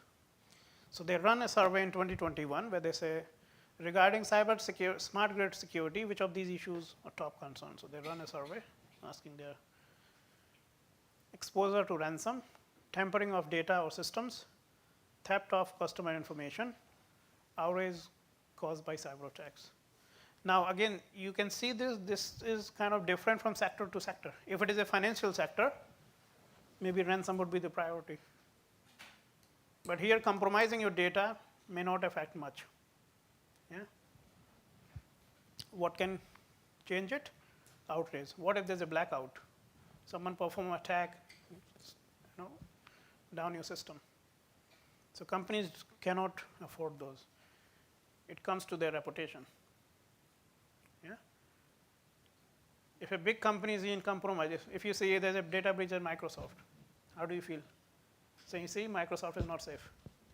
If there's an attack on a small company, you know, since it's a small, it's okay. They will learn and do. But the top companies are compromised, it's a bad reputation. In a similar way, if you know Reliance and Reliance, and you have Adani Energies and so on. So the big names being compromised, it goes bad news. And bad news, what? It floods. People might know the good news, but people will definitely know the bad news. So it floods very rapidly. So that's why they say the cyber attack is one of the key challenges for them, because it can impact massively their infrastructure. Second, they don't have enough skilled people. They don't know how to control what to fix. Because most of the people working there are electrical engineers. They're not cybersecurity experts. They don't have a team. They don't know what is penetration testing, what is red team or blue team. They don't know anything. And now they have started, doing things. So it's really important to go for penetration testing, ethical hacking. Invite some company, cybersecurity company, to test their infrastructure, get to know what are the issues. Again, so they also published a report. In that report, they talk about number of attacks that have been done from 2014 to 21. So it's a 21 report. Industroyer, Operational Goal, WannaCry, Lockergona, US Pipeline, and so on. Some of these are ransom attack. And one out of these, the most popular attack was with the Black Energy, with the Ukraine attack. We'll be talking about it in more detail in one of the case studies. So if you look at this, for example, WannaCry, they say the attack was estimated to have affected more than 200,000 computers across 150 countries. It was a so massive attack, and it was having a default problem in all systems. Yeah, recently we heard another news, and there was some issue in Intel chip. So all the computers that we see, most of them comes with Intel chip. So the issue with the chip, that means all the systems are having bugs, having vulnerability. So that's one of the key things. Then people start relying on other companies as well. Say, I don't want all the things from Intel. I want to have some computer from AMD, from other companies. In worst case, I can save some of part of my system. So if you're relying on one vendor, if that vendor is compromised, everything is compromised. Yeah. So say open smart grid protocol is primarily used for communication between smart grid devices like smart meters, solar panels, load control models, enabling efficient exchange of data and control commands within the smart grid system. So this protocol was, it's application layer protocol developed by Energy Service Network Association in 2010. It becomes a standard, European Telecommunication Standard Institute 2012. So again, there are a number of standardized bodies around the world, mostly European and Americans. Yeah, so American body, mostly it comes from NIST, National Institutes of Standards and Technology, NIST. And then European have their own for telecommunications and for other things. So they say so this OSGP protocol used in the devices sold by OSGP alliances or network energy services. Now, when this protocol came, there were so many vulnerabilities in these protocols, because this protocol was designed to exchange data between the devices, power system devices like smart meters and other things. So security was not their priority. But now, since we are using as a part of a smart grid, people might exploit these vulnerabilities to target the attacks. So we definitely need to start looking at what are the issues in these protocols, and how can we fix them. Now, before I talk about these in detail, let's go back to some basics, and then I'll come back here. So let's learn something about encryption and how does it. I believe all of you know, but just wrapping up. What is stream cipher? So we know block cipher, stream cipher, yeah, in terms of encryption. What is stream cipher? And how is it different from block cipher? Anyone?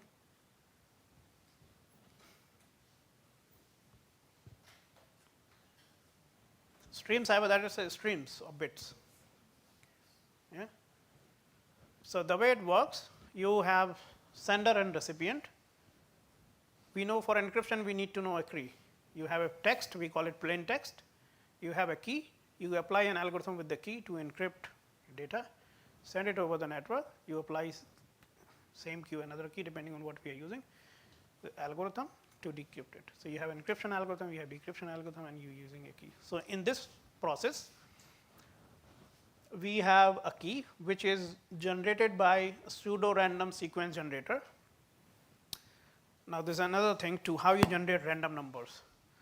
So in security algorithms, there are many algorithms that are using random numbers, right? So that one of the reasons why we do have random numbers, so that it becomes difficult for an attacker to guess that number. Every time when I need to do encryption, I might generate a new number randomly. I don't know, it can pick any number. So I might give a range. I want a number between 1,000 and 100,000. It can give me any number. And every time the number will be different. Yeah? So in a way you can use pseudo-random, which is not completely random, but there are a number of algorithms there that can help you to generate those pseudo-random numbers. So you can use any of the algorithm to generate randomly all the bits one after another. So these bits are not in sequence, but they are random. So you can use pseudo-random sequence generator that can give you key in terms of bits. You have your plain text, which is also in bits. You perform an XOR operation. We know what is XOR? What is the property of XOR? Truth table. It says if both bits are same, outcome is 0. If bits are different, outcome is 1. Yeah? Now, this is another thing in most of the cryptographic or mathematical algorithm. XOR is really popular. Why?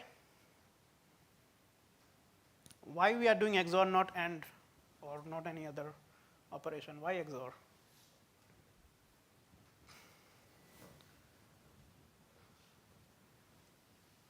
Because the XOR has the property which says if you know, so let's say I'm calling it Y, for example, this outcome. If you know P and S, you can compute Y. Yeah? You XOR these two bits, get this one. If you know Y and S, you can know P by XORing S and Y. If you know Y and P, you can derive S by XORing this and this. And that's the only property with XOR, not any other operators. And that's one of the reasons we do use XOR a lot in those kind of mathematical properties. If you know any two inputs, you can derive the third one by XORing it, right? So in this case, if you know these two, you can derive this one. If you know these two, you can derive this one. If you know this two, you can derive this one. That's one of the reasons we use XOR. Now, on the bits, it will pick one bit of your plain text, one bit of your key, XOR it, and get the C1, which is your cipher text. Yeah? And you have multiple bits coming up, and then you're generating cipher text. Similarly, on the recipient, you need to use the same generator that can generate the same key. These should be synchronized. So you need to know at what time this will hear and what time you need to start this process again. And then again, you are XORing your cipher text, and this you get the plain text. So as I said, the property, if you know two, you can derive the third one. Yes, synchronization is really important here. If you omit the synchronization, you won't be able to decrypt it correctly. So you need the same bit of key, same bit in order to decrypt it. What are the applications here? In what application we need a stream cipher? So there's another cipher, we call it block cipher, yeah?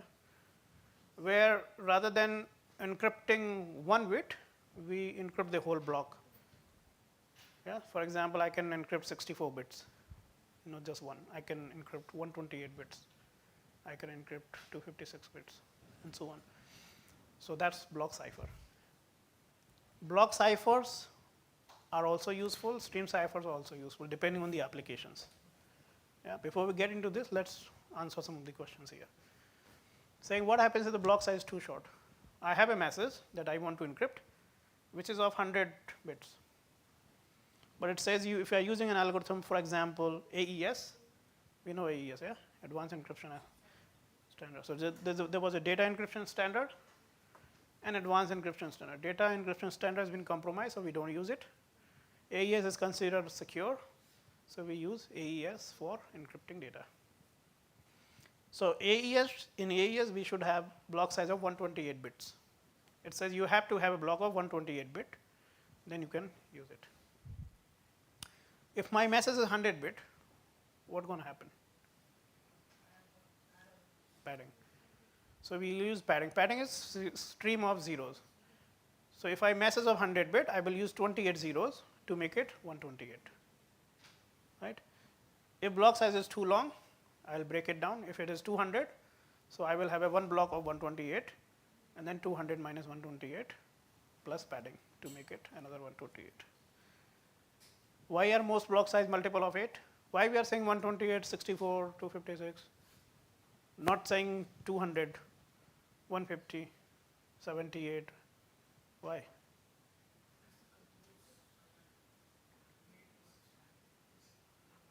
Yes. A computer works, mostly it does most of the operation in bytes, which are 8 bits. Yeah? So it understands bytes much better than other. If you ask it to do it with 200, it will take a little more time to understand. Yeah? If your native language is Hindi, for example, if you are speaking English, take time a bit. On the other hand, if you are speaking English, you will be much faster than any other language. In a similar way, computer understands bytes much better than anything else. So if you are giving it bytes, it will process it immediately. Otherwise, it will convert and it will take little time. That's why whenever we generate these kind of for the efficiency purpose, we want to make sure it's always multiple of 8. Okay, let's come back. What are the examples of stream ciphers? Stream cipher is really important. Again, it gives you high speed. Stream of bits is coming and you can just encrypt on the fly. You get the cipher text. Yeah? You don't need to wait for multiple of 128. Weakness, low security because it's just an XOR operation. If you know 2, you can derive third one. If anybody knows your cipher text and plain text, they can get the key. It's as easy. Synchronization issues. If you miss the synchronization, you won't be able to decrypt it correctly. Yeah? Now application, video data encryption. How does you get this TV channels broadcasting at your home? So you have to subscribe in order to get channel X. It's all broadcasting, video broadcasting. What is the key? If you have subscribed, yeah, that code. If you subscribe, it will unblock it for you, and you got streams of video. If you haven't subscribed, your plan is expired, it will block it immediately. Sometimes we need all these things in real time, live telecast. Right? If you have subscribed, you can watch live on this program, whatever. We need stream ciphers because number of people will be connected. Yeah, you can't wait data to be stored and encrypt, and it should be on the fly, real time. Mobile communications. When you're calling someone, you don't wait data to encrypt. You just want to call. Now, in previous attempts, when we have 2G, GSM, and other technology, we were using stream ciphers. Now, stream ciphers are not really secure, so most of the telecom algorithms were compromised. Now, all the previous system, older systems, they have one thing is all the security algorithms were secret. Yeah? It's like I might have my own algorithm based on XOR, whatever. I'm not disclosing, saying I'm doing some encryption, it's secure. But when these documents were leaked, they find out the security was quite easy to crack. If you understand how they were built, it's quite easy to crack. Nowadays, what we are doing, we are developing system where we are saying we know the algorithm, even the attacker knows the algorithm. However, the process itself is so complex, we are more focused on how we are deriving the keys so that attacker cannot have the same key. And if that is the case, even despite of knowing the process, they can't decrypt it. But in the older systems, most of the algorithms, security algorithms were secret, and they were not as rigid, as complex as we have now. Satellite communications. Yeah? You need stream ciphers.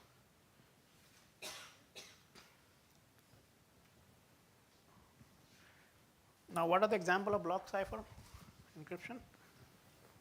Where can we have these algorithms? For example, AES. Have you seen anywhere AES? RSA, you know RSA? What are the example? Where did you see anywhere written that this encryption is by AES or RSA? Or when you go for online payment, yeah, mostly they are using AES or RSA, and sometimes they also written that this is secure. Even if you go to banking websites, they have a page where they describe security of this, saying we are using AES with this bit size, we are using RSA, whatever. Because we don't want this to happen on the fly. We still have few minutes. We can wait few seconds once you click it. Yeah? And within those seconds, it all encryption, decryption, everything takes place. Now, when we do block ciphers, we have certain modes to understand. Have you gone through this? Modes of operations? Yeah? Okay. So there are 5 modes. I'll go quickly. One is called electronic codebook mode, cipher block chaining, cipher feedback mode, output feedback mode, and counter mode.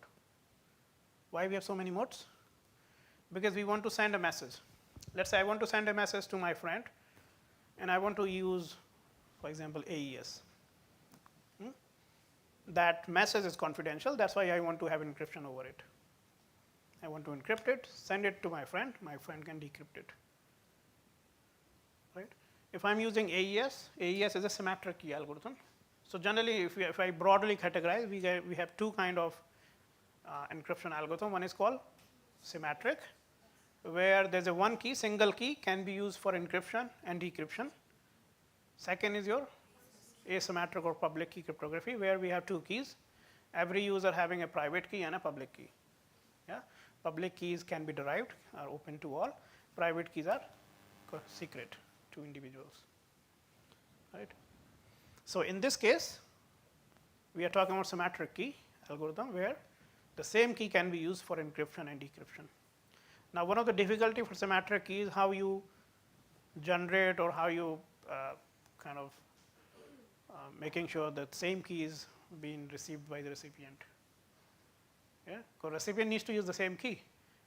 If I'm generating a key, encrypting my message, sending it, I need my friend to have the same key in order to decrypt it. What are the ways of doing so? How can I do that?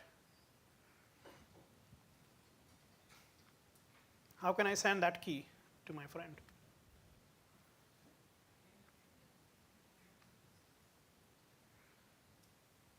One way I know is email. I can send an email. Like if I rely on certain type of email, I can send it. But in terms of these kind of system, I can use something called Diffie-Hellman key exchange. You know? Have you heard Diffie-Hellman key exchange? Okay. So Diffie-Hellman key exchange algorithm allow you to generate the same key. I'm not going to detail, but just understand the overview. This algorithm allow you to generate the same key at both ends. And over the network, you are not sending the key, you are sending some odd number. So let's say there are two users A and B. User A generates some number, compute something on the top of it, send it over the network. This guy also does the same thing, generate and pick a number or do some calculation, and they are exchanging those calculations. And then they are computing something on the top of it. And that will generate the same key. So they are not sending the same key, but they are sending some computation to each other. Even the computation is compromised, no one can generate the same key. Yeah. So those are the ways by which we can again anyway. So let's talk about. So as I said, I have a message to send to my friend. My message is longer. So if I'm using AES, I can send 128 bits maximum in a block. So if my message is 10,000 bits, I have to use multiple blocks. Right? I will create blocks of 128, encrypt all the blocks, send it over the network. Recipient will get all the blocks, rearrange them, decrypt, and then recover the message, which is the standard way. Now, electronic codebook mode is considered one of the insecure mode. It's just there, but we don't use it really. What it says, you got a plain text, you have a key, the mechanism by which we can generate key, but we just want to understand the concept here. You apply an algorithm and get a ciphertext. This is an algorithm that requires two things. One is your message, plain text, or 128 bit, and the key. Similarly, I got second block of my message, the plain text and key. Third block and so on. Let's say I have 5 blocks of message. I need 5 blocks. You know, 1 block input for all and then key. And I get 5 blocks of ciphertext. And I can send all these ciphertext over the network. My friend will have ciphertext. It will apply the key on the algorithm and can derive plain text for each of these blocks. Now, what is the problem here? Why I'm saying it's not secure?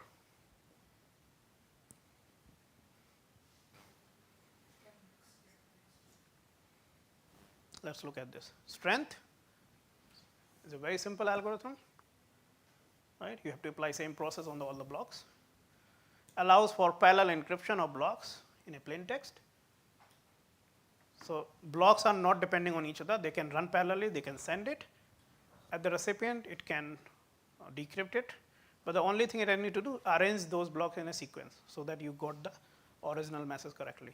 That's the only thing. Yeah. Can tolerate loss of damage of block. So if let's say second block doesn't reach to the recipient, it doesn't impact on the third block. Third block can be recovered correctly, despite you don't receive second block. What are the problems? It says documents and images are not suitable for this. Why? If you are encrypting same message, again, you got the same ciphertext. So let's say my plain text is Himachal. I'm using key X. I will got some ciphertext. Again, in my sentence, there's another Himachal, same key, same ciphertext. Yeah. So if I'm encrypting an image, something like this is the encryption. So I will see that these part and this part exactly same. You know, 2 eyes, 2 hands, 2 legs, all same. So I can see that within the ciphertext, this pattern similar. If I know this, I'm already automatically know others. Right? That's why we say this is not safe. In documents, in images, whenever there's a same word repeating again and again, you got to see the same ciphertext, which will allow attackers to get some information out of it. And we don't want this to happen. So there's another mode called CBC, cipher block chaining mode. What it does, it interconnect blocks, says the outcome of first block input to this. So we shuffle the plain text, we perform an XOR between the plain ciphertext of first block and the plain text of the next block, and then pass this as input. Similarly, the outcome of this XOR with this, outcome of this XOR with this. Yeah? When you go to the ciphertext, you got the key, and then you get the plain text. Now, how you start it? So generally, we use random number that we call initialization vector. You can pick any number, any random number that you can XOR for the first block, get the ciphertext, but then the ciphertext is become this number for next block. Similarly, when you are decrypting, you use that same number, random number, to derive this. But then for next block, you decrypt it and then XOR this ciphertext to this outcome to get the plain text in a similar way. Right? So what we are doing here,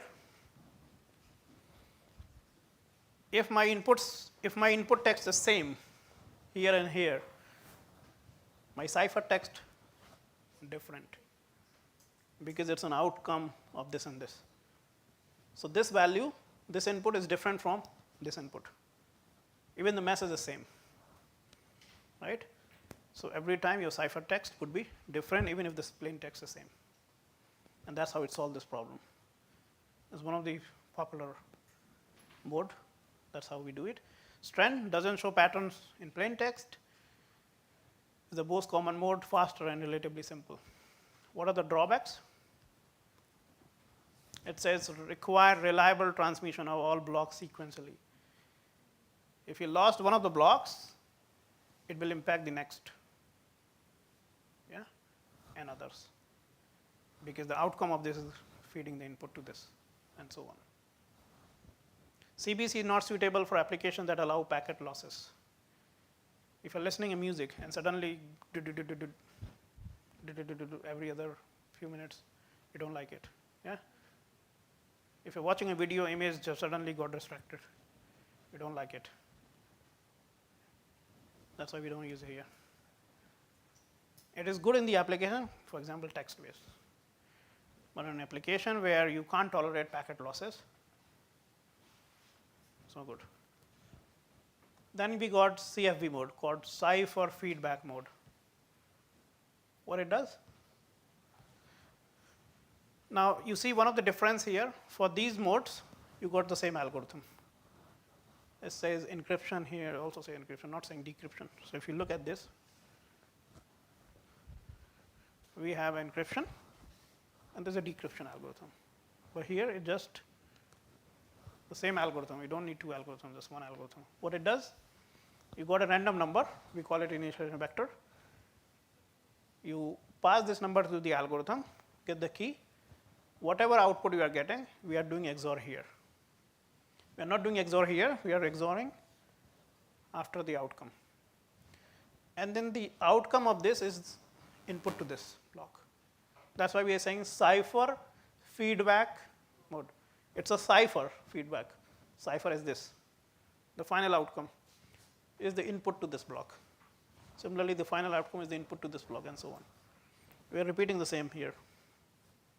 It's just the difference is, instead of, since you have ciphertext, you XOR it, get the plain text at this point. So use the same initialization vector, get the key, algorithm. This process is exactly same. For encryption and decryption, you know plain text here, you can derive ciphertext. You know ciphertext here, you can derive plain text here. Yeah. For next block, the ciphertext you're passing here, you know the ciphertext, you can pass it here to get the plain text and the ciphertext the next block, so on. So this block gives you a little flexibility. You are using the same algorithm, And then some things that you can pre-compute. This and this exactly same. Now there's another block, another mode is called, output feedback mode. So what's the difference? Rather than using the cipher mode, the cipher value, I'm using output mode. Before I XOR it, I'm just using this value. Earlier what we were using? The final outcome. That's why we are calling it cipher feedback. I'm using the final outcome, cipher text, as a feedback to the next block. But here I'm using output of this, not the cipher. Of this block to the next of this. Outcome of this next to this, and so on. Which is better? Cipher feedback mode is better, or output feedback mode is better? What do you see? And why?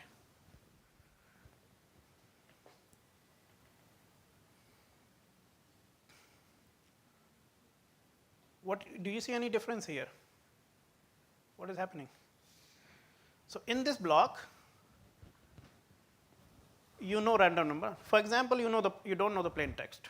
Yeah? You have to encrypt. Let's say you have to encrypt after an hour. After an hour, someone will come saying, encrypt this message. And this is part of the algorithm. You know the random number. You know the key. You know the algorithm. You're just waiting plain text to come. Right? When plain text comes, you derive ciphertext. Now, this block is depending on outcome of this, not the cipher of it. So you can pre-compute this part. You can pre-compute this part as well. And you can pre-compute this part as well.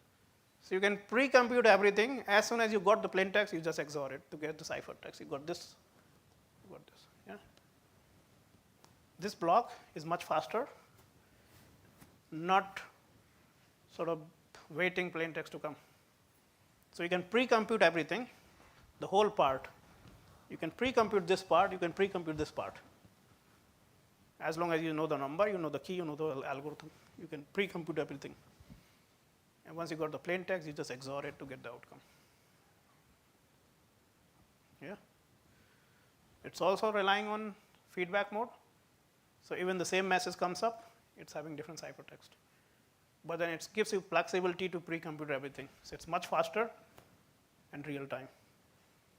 As soon as you got the plain text, you just XOR it and get the ciphertext. And the last mode we have is called counter mode. Counter mode, similar to first mode, but it does use counter as input. So you can generate a counter. You can nonce, generally we call it a random number. You can generate a random number and add some counter bits, and you keep increasing this counter every time, for example. Or you can use random number as a whole. It's up to you. So I'm passing key. So what we were doing in the first block, we were having a plain text, passing the key, getting the ciphertext. What we are doing here, we have a random number, passing this random number. I'm encrypting this random number basically with the key. Once I got the outcome, I'm XORing plain text to get the ciphertext. And these blocks are independent. Independent means I can do this parallelly. If I have a message, I can run all together at the same time, because they are not depending on the previous block. There's no feedback loop in this process. Now, what is happening here? Even if you have the same plain text, you have a different ciphertext because this input is different every time. The sequence is different for every block. Yeah? Even if there's a slightly change of one bit, this outcome will also be significantly different from this one. And once you got plain text, you go to the ciphertext. This mode is also really popular. For any same type of input, you have a different outcome. This mode allows you to run parallel, so you can speed up the process. If you have to encode 10,000s of blocks, it's quite easy, quite fast. Yeah, so we pick these modes of operations. We don't pick first one anyway, but we can pick any of these depending on the applications that we are working on. Now, when we talk about the solutions, obviously we talk about, okay, this kind of encryption, these algorithms, blah, blah, blah, we can do. When we design a system, secure system, what is one of the property we need to look into attacker's capability. I put a lock on this door. Yeah, I know only kids, for 5 years stay here. I might have a plastic lock that will work because I know the 5 years kid cannot break it, right? If this lock can be accessed by public, you might have double lock, triple lock, whatever. This brand, that brand. Why? Because you are understanding the capability who can break it and how they can break it. Similarly, when we design our system, secure system, we wanted to understand what are the capabilities of attacker. If attacker does this, is my system still safe? For what kind of attackers we are building these systems? So it's really important to understand this part. And in security terms, we have 4 different labels of it. The first label says collection of plain text, ciphertext only attack. What does it mean? We believe there are 2 users. User A sends a data, a message, over the network to user B. Message is encrypted. Any attacker can have access to that message. Means plain text, ciphertext. So now we believe that ciphertext, the attacker only has ciphertext, there is no other information. Based on that, you can design a system. Despite attacker having a ciphertext, cannot break it because it will not be able to decrypt it correctly. The second layer says collection of plain text ciphertext pairs, where we are saying attacker might have ciphertext plus having some knowledge of plain text ciphertext pairs. So let's say I have a list of 10 ciphertext and I have passed this to, for example, AES algorithm, and I know the ciphertext, so I build a table where I have 10 input plain text equivalent to ciphertext, right? And I have an 11th message that I have generated ciphertext equivalent, and I have give this to the attacker, the 11th message and the list of 10, the table that I have. Despite of having that table of plain text ciphertext pair, is it possible for attacker to break that 11th message? Can he crack that message despite of having some information of plain text and ciphertext? Attacker doesn't know whether it's been generated by AES or so. Yeah, we don't know. It doesn't know the algorithm, but it knows a pair. This plain text is equivalent to this ciphertext for 10 messages. And then we give another message asking it to crack it. Next layer says collection of plain text ciphertext pairs for plain text selected by attacker. So we have given what we said in label 2, attacker, but we also gave a black box to attacker where attacker can input any message and get the ciphertext. Right? Based on that, can attacker crack the ciphertext that has been sent over the network? So you are increasing the capability and information and knowledge of the attacker. We are not saying, we are saying attacker might have ciphertext that we have sent over the network. Attacker might have pre-computed table of plain text equivalent ciphertext. I've also given a black box. Attacker doesn't know which algorithm it has, but if you give it a plain text, it will give you some ciphertext. Okay? With that one, can attacker crack it? And the last one says, instead of giving the black box of plain text encryption, we give other way. We give a black box where attacker can put any ciphertext and get the plain text. And we are asking attacker to crack it. Obviously, attacker cannot put this ciphertext, otherwise it will crack the problem. But not this message, but any other message. So you have increases the capability of attacker much larger here. And then we are saying, can we have a system in place that is still secure? If you achieve a security of this level, no one can crack it in terms of encryption also. But in the first place, we are saying attacker know only the plain text, doesn't know anything else. And then you're increasing the capability and information that attacker might have to crack it. So when we build a system, secure system, we expect the system that we have designed meet this level, at least level 3. where attacker might pick any plain text, give it to the black box, get the ciphertext, and now we are asking it to crack it. Given the ciphertext, can it crack it to the plain text? So that's how we design system understanding capabilities. In practicality, in real scenario, attacker might have some additional information, not just the ciphertext. Yeah? As an attacker, if you have to crack some ciphertext, you just Google it, get to know, who generated this, what type of data it had, what algorithm they've used previously, or if you know what the popular algorithm, you just want to run all the algorithm to see. But it has to be the other way. You got ciphertext and you need to crack it to the plain text. You don't know the key. You don't know the algorithm. Even if you know the algorithm, you don't know the key. Yeah.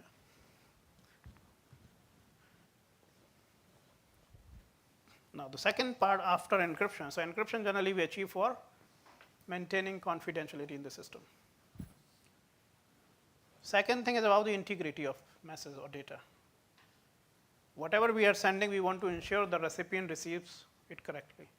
If message or data have been tampered, modified in between, we have a process in place that can say this data has been tampered and we can discard it. Then we will not consider it. Yeah? For that, we use something called hash functions or hashing. What is hash function?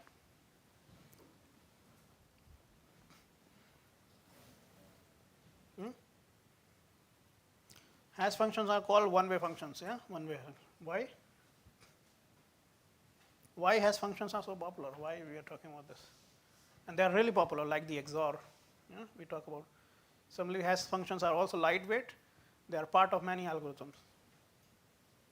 Wherever we need to maintain integrity, wherever we need to check whether the data has been received correctly, we do use hash functions.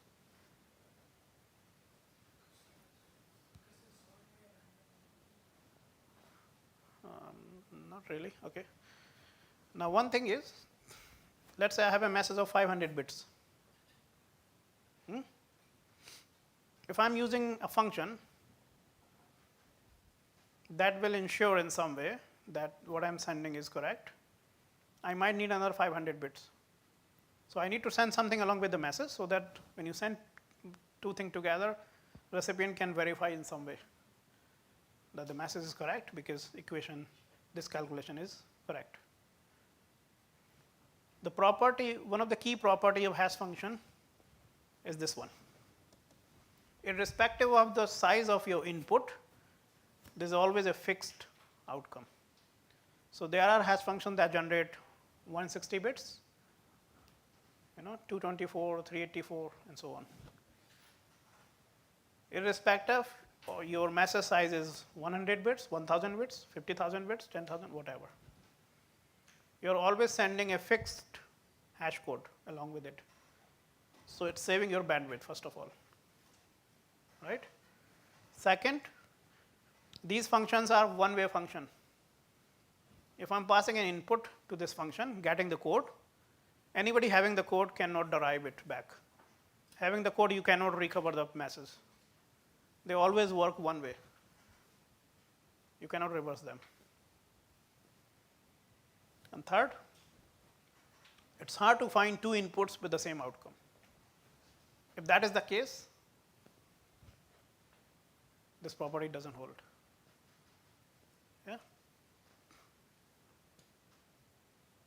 So generally, the way we maintain or check the integrity, we have a message. Along with message, we send a hash code. So I pass the message to a hash function, a number of hash functions. You can pick any of those. We pass the input message to a hash function, get the code. And I'm passing this message and code over the network to my friend. My friend having a code and a message. And then my friend also know which function I have used. So he or she will pass the same message that he or she received to the same function, get the code, and match the code, the one I sent and the one she computed. If both code are correct, message is correct. It's not been tampered. Right?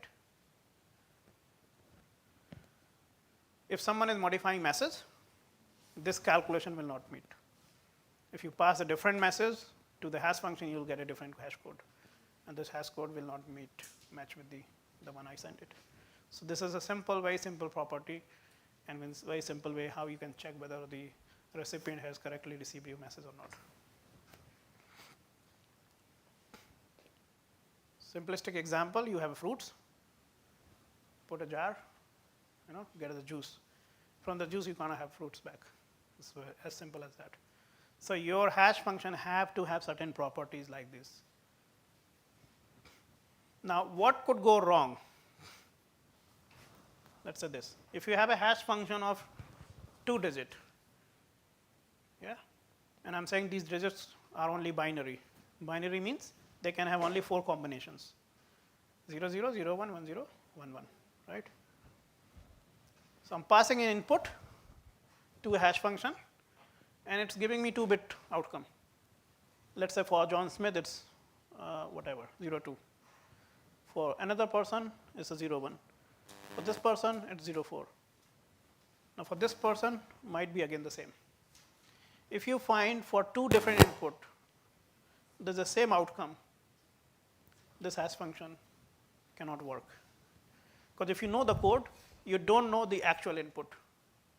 Might be the input was this, but then somebody start believing you that this is the outcome is the input was this. Because you are just, when you calculate this, as a recipient, you will have another message, pass to a hash function, you got the same code. So you end up believing that this message was sent to you rather than this one. So when we derive hash code, that's why we are saying hash code should be long enough. So at least, now we consider at least 160 bits long, so that there's no collision. For any 2 different messages, there should not be the same hash code. As long as you maintain this property, you can use that hash function. If any function that doesn't hold this property, we don't need to use it. Let's pick some example. Let's say consider the following 2 mathematical functions and explain whether they satisfy each of these property hash function or not. Multiplying 2 prime numbers together. We know prime numbers, yeah? What is a prime number? Divide itself or 1, yeah? So I'm picking 2 prime numbers, let's say 3 and 5, yeah? Multiply it together, become 15. Now see if it holds this property. For any 2 prime number, there's always a fixed outcome. Is it true? How it's true? If I have a prime number in 3 digits, for example, one 3-digit prime number, another 3-digit prime number, multiply, outcome might be 3-digit, 5-digit, 4-digit. If you have a 1-digit prime number, 3 and 5, you have 2-digit outcome. So the outcome is not fixed. Length of outcome varies, isn't it? Is it one way? If you know 15, can you factor it in 3 and 5?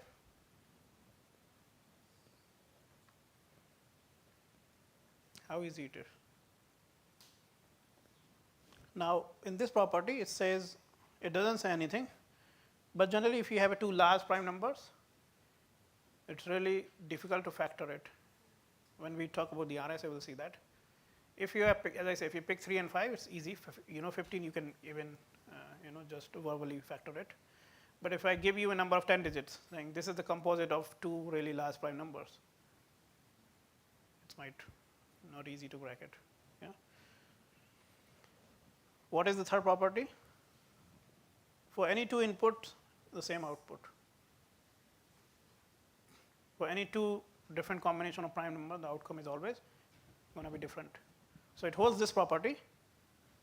It might hold depending on if we are saying large prime number, it might hold. If any prime number, it doesn't hold.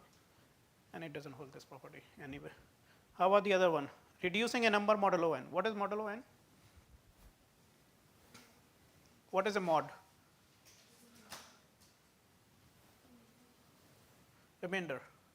What is the use of mod? Why do we have seen mod in mathematics in many algorithms part of this again. What is the use of mod? Do we use mod practically in our real life?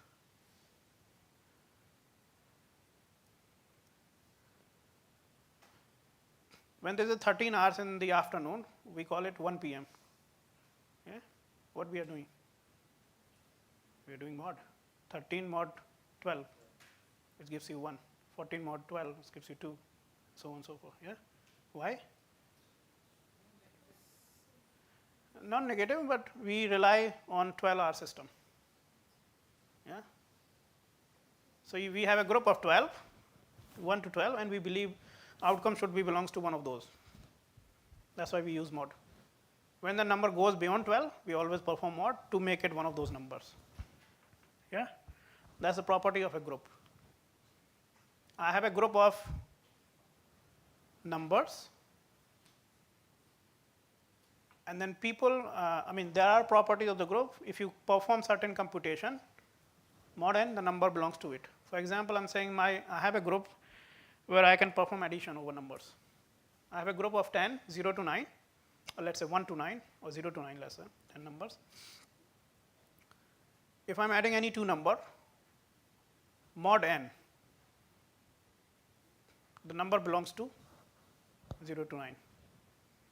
So let's say you pick any, let's say 8 and 9. 8 and 9, 17. 17 mod n, 10, 7. Yeah. So this is the way how you can kind of reduce your outcome, or building improving your understanding of the outcome.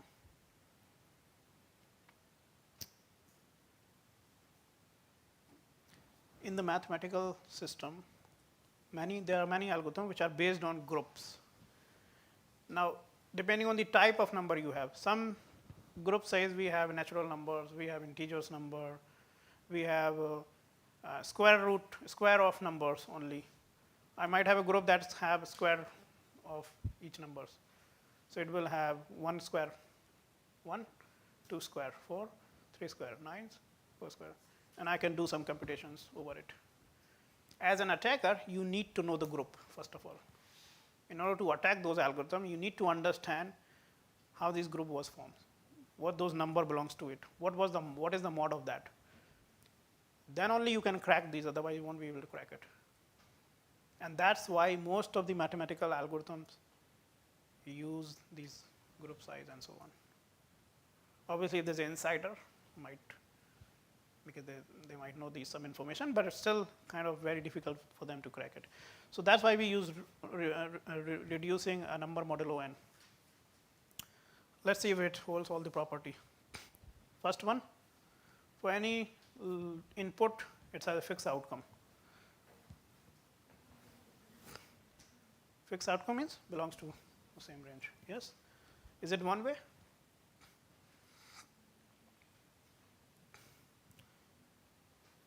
If you're saying 13 modulo 12, which is 1, having 1, can you derive it was 13? No, so it's holding this property. Yeah? How about third one?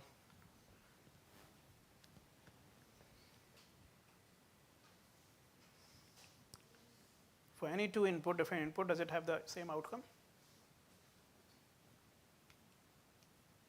Why no? So when I'm saying 13 modulo 12 is 1, I can also say 25 modulo 12 is 1. Yeah? 37 modulo 12, 1.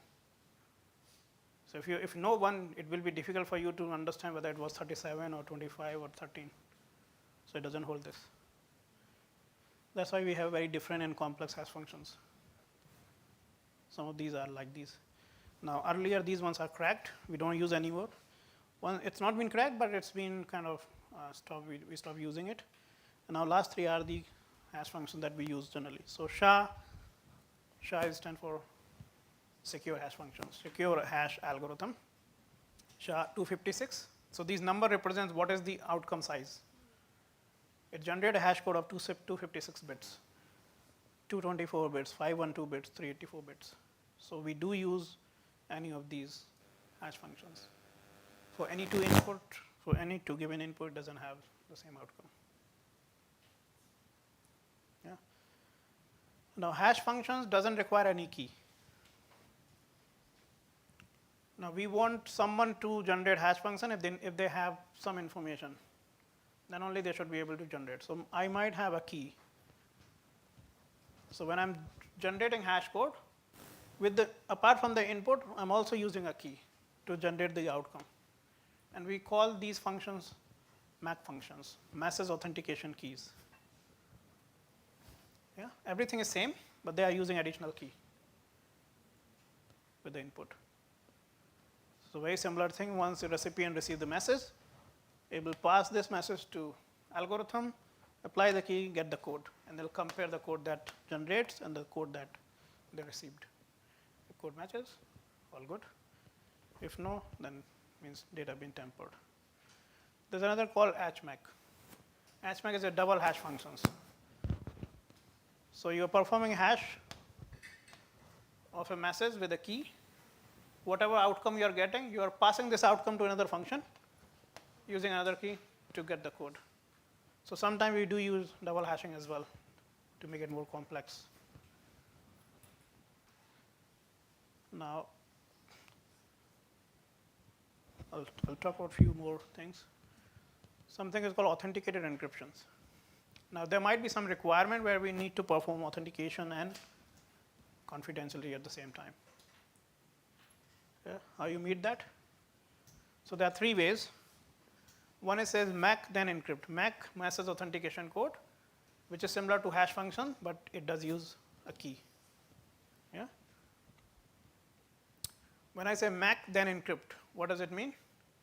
It perform a MAC function first, and then encrypt it. So I have a plain text. I'm passing it to a hash function, applying a key to get the MAC, and I'm encrypting both together to get the ciphertext. Right? So in this case, I'm performing a MAC of plain text and then encrypting the entire message to get the ciphertext. Second, and this has been used in SSL, if you know what is SSL. Second says encrypt and MAC. So you got a plain text, you encrypt it, but you don't encrypt the hash. So you encrypt, you have plain text, you apply key, get the encryption, and you got plain text passed to a hash function with a key, get the MAC. So in this part, you are encrypting this part, not this part. What is the difference?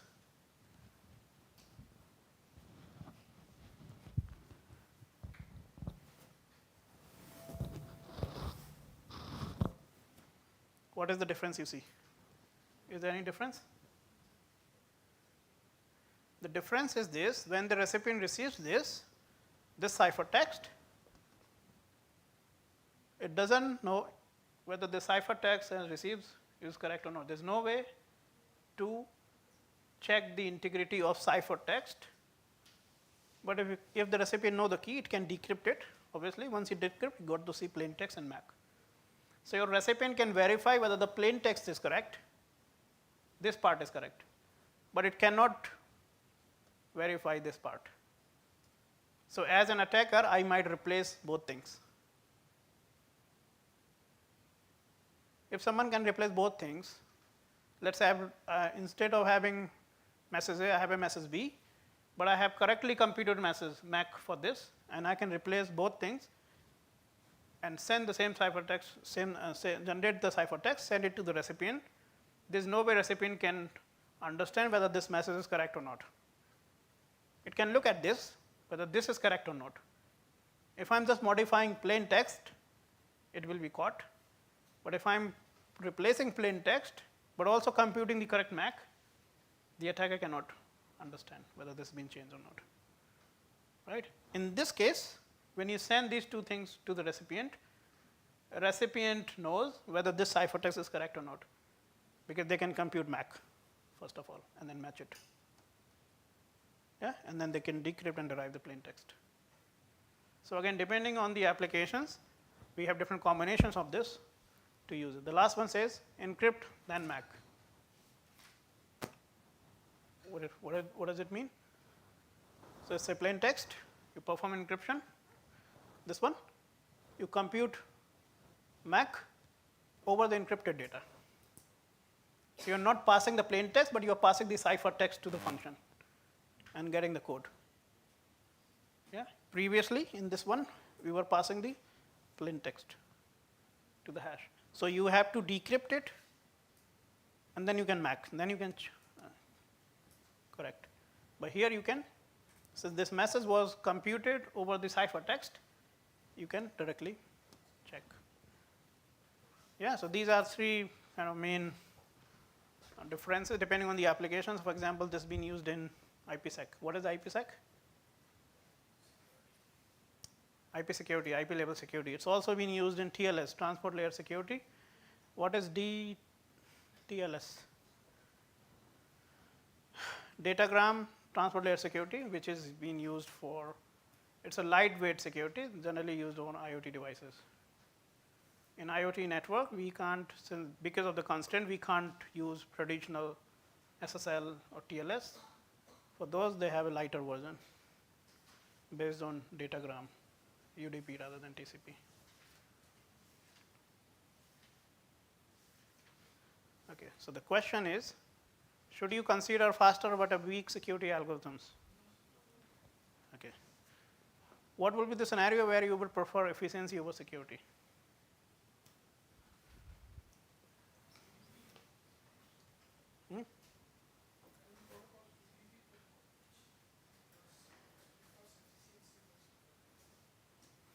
No, I'm not talking about protocol, but the scenarios. Do you think of a scenario where efficiency is much more important than the security of the system?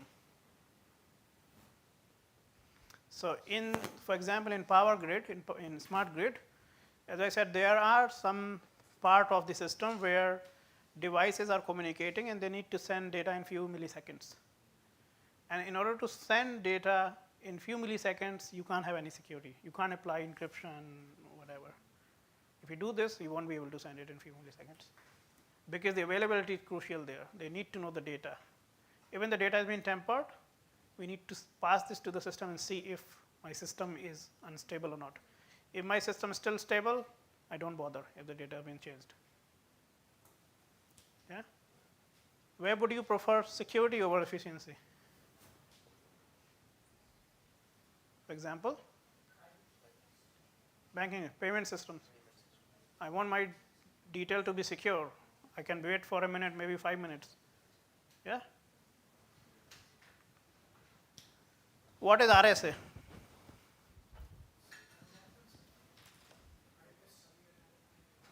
Right, so I can show you like these. So the three scientists from MIT, they come together and develop, 1977, they develop an algorithm called RSA with their surnames. Yeah, so one is Aldi Shamer, Ron Revest, Leonard Adleman. They come together and they published a paper saying new dimensions to public key cryptography. So as I said, there are two ways, broadly two categories. One, symmetric, where we use the same key for encryption and decryption. The other one is public key cryptography, where we use two keys for any user, private key and public key. Now the question is, why we need public key cryptography? Why can't we just have symmetric key? There's a way to generate key at the recipient end. Why can't we just use it? Why do we need public key system? Obviously, there are certain limitations in symmetric key. That's why we use another system. So what are those limitations? Any of those? So symmetric key system works when number of users are limited. For any 2 users, you need 1 key. If there are 10 users, you can compute how many keys. If 100 users, 1,000 users, 10,000 users, 10 lakhs, 20 lakhs, 1 crore. As the number grows up, number of keys grows exponentially and become much harder for you to maintain those keys, remember those keys, and regenerate those keys. Yeah, it's very, very difficult. If I need to talk to 50,000 users, I need to have those keys, 50,000 different keys to maintain. Yeah, it's too complex. Rather than I use this method, what I will do, I will have 2 keys. I'll give you 1 key. I'll keep 1 key for myself, private key. public key, you can send me anything with that key, and I can decrypt it with my key. As simple as that. For any user, I can give my public key to all of you. You can send me, and I can use my key to decrypt. Yes. I don't need to have thousands of keys. I just need to know one key, and I need to give you another key, public key.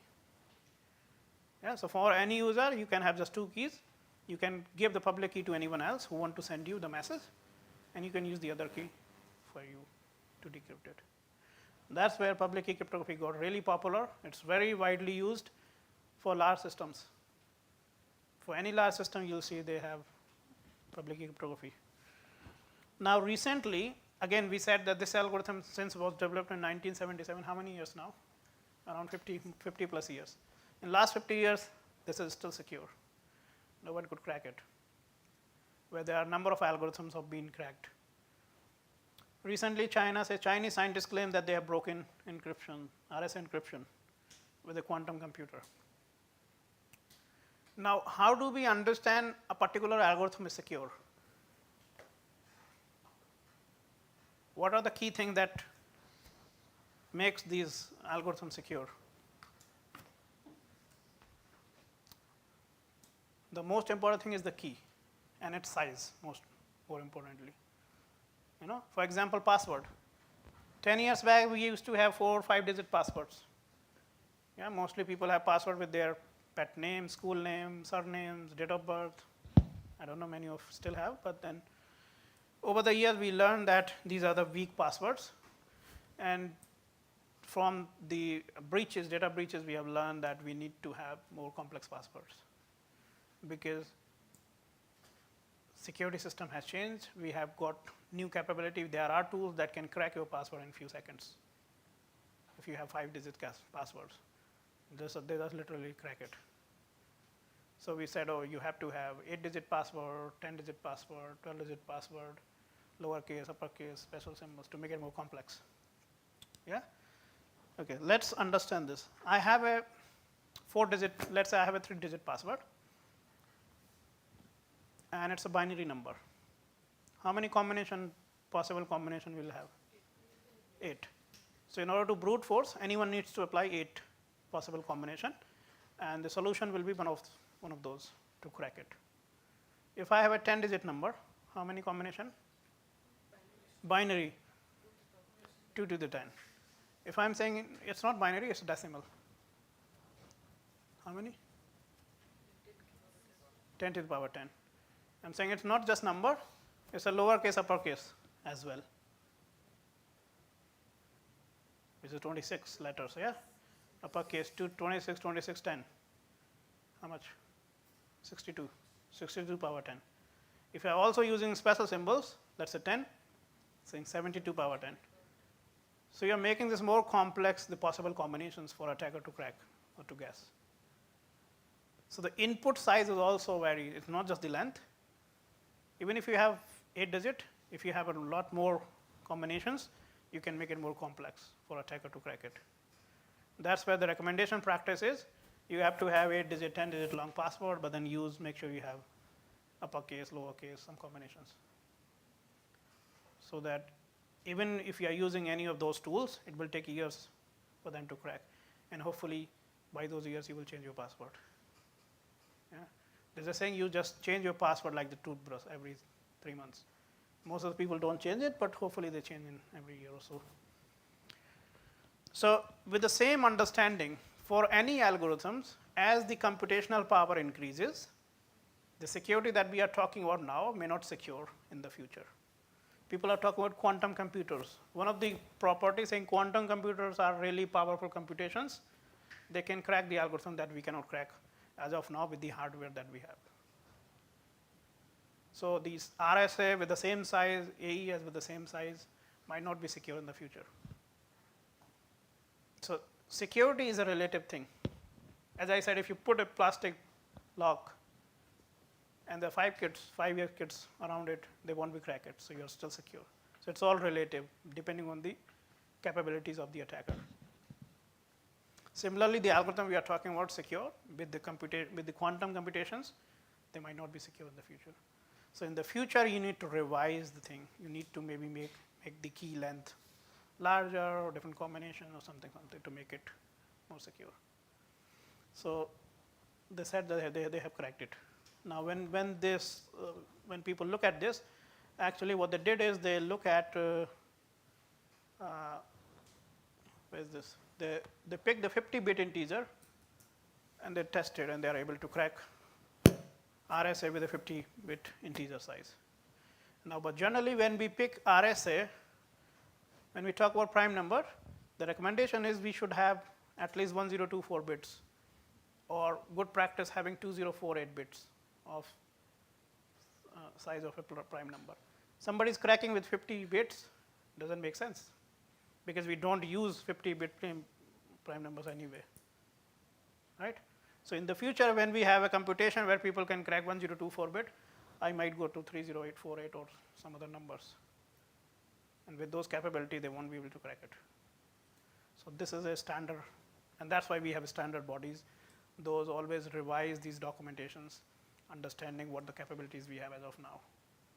Yeah, so they always recommend use different sizes, different things altogether. What is RSA? Okay, how can you crack it? So one of the things is, if you are really following big numbers, complex things, you can't crack it. But what is the way of cracking it? If I have a, let's say, small number, how can I crack it? What is the principle? What is the property of this algorithm? If you break it, it will crack the algorithm.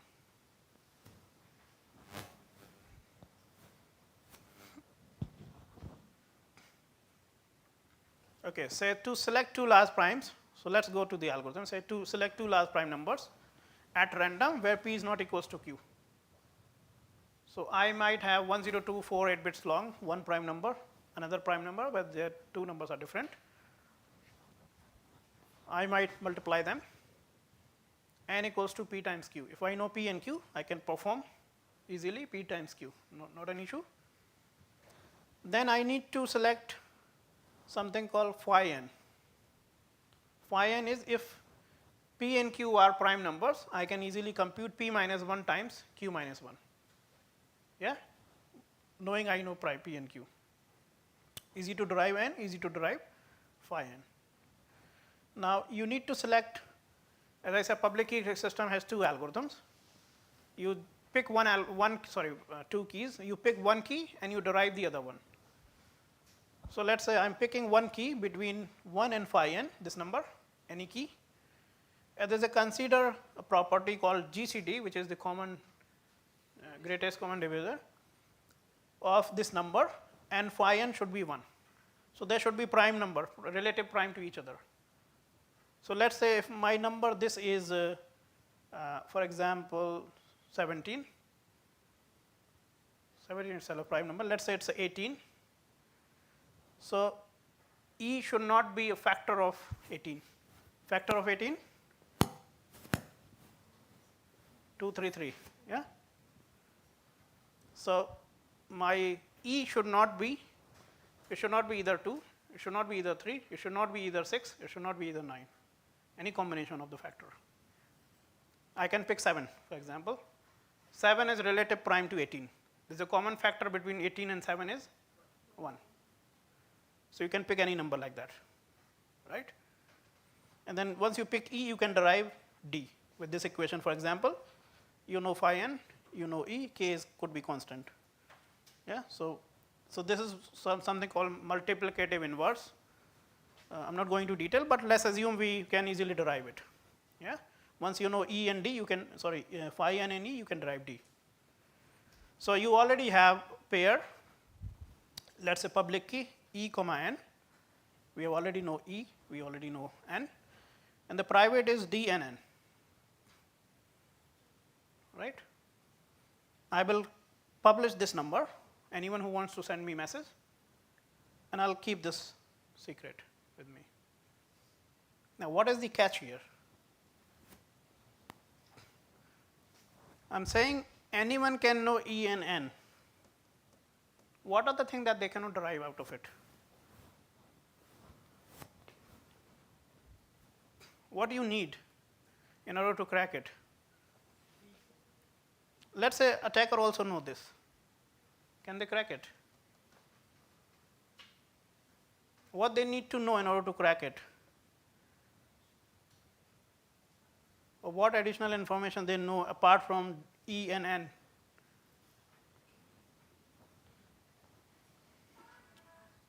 Sorry? What? And again, if you know the public key E and N, you know the message m to the power E mod n, you know already E and N, you can compute ciphertext. If you know the ciphertext, you can compute C to the power D mod n.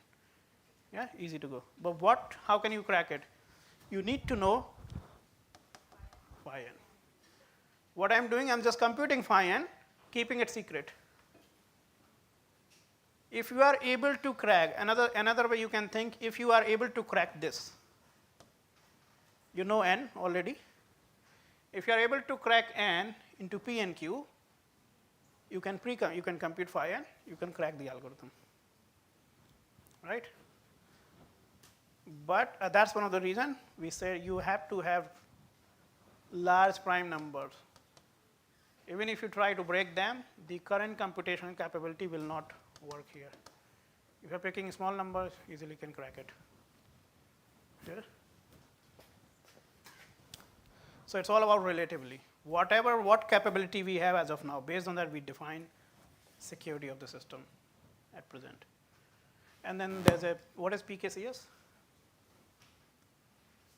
Public key cryptographic standards. So this is developed by NIST in the US. They release recommendations if you are using, for example, AES, use in this way. If you are using RSA, use some padding.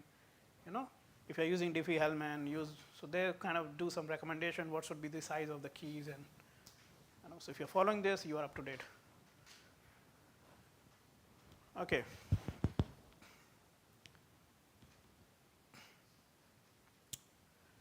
Now, in the smart grid, we talk about one of the problem is default passwords, right? I said there are IoT devices which are having either no password or default passwords. If you are able to crack one of the devices, you can crack all the devices. So what could be the solution? How can you think of? So there's a scenario where we have different types of devices. For example, we have IEDs, we have what else? We got smart meters and so on. You got smart meters. So you got a generation unit, transmission unit, distribution coming to your home. You got a smart meter at home, and there is a control center, and you have authentication server, for example, here. Now we say that default passwords are there, but in organizations we have users with different roles. So there might be users, somebody is calling as security officers, there are vendors, there are management, maintenance personnel, they do all kind of maintenance. So if you are deploying large number of similar devices, if one of the keys is compromised, one of the device compromised says like all the device will compromise. So what kind of solution you can think of? What should we do? How you solve this problem? How you make sure that if one device is compromised, others are still safe? What information you will add? What you can think of? It's not too complex, just think about whatever, how you distinguish between devices. So let's say they all have default password, but what extra information I can attach to each of those devices that makes it kind of unique or different?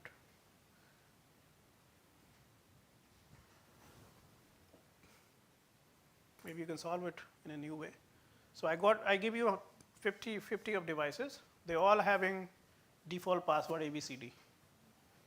I want to deploy them. Yeah. Now the question is, my worry is about if one of those is compromised, they all be compromised.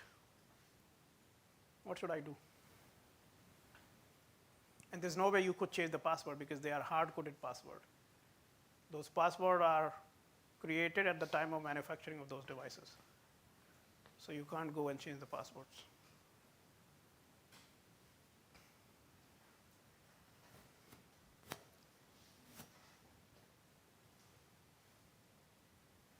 Google it. See if you can think of any solution.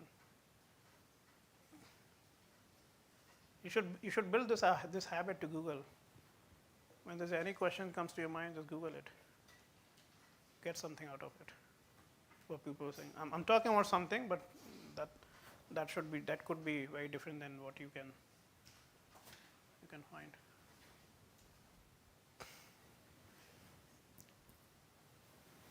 And these are really kind of research problems. If you're able to address these problems, you're solving a really big problem, scalable problem. You could have a project like for your undergrad, master's, PhD, whatever. This could be part of it. How you build a system that can solve these kind of problems.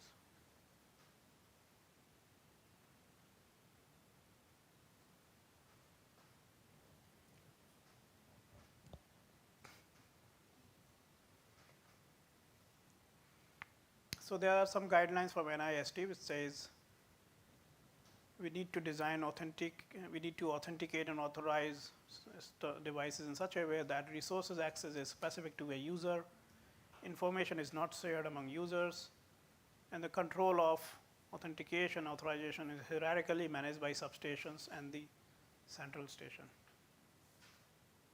But the problem is we got default passwords in those devices. We got multiple passwords for a specific user role. For security officer, there's a password. For vendor, there's another password, and so on. Whoever claiming as a vendor can have that password, and they can access devices.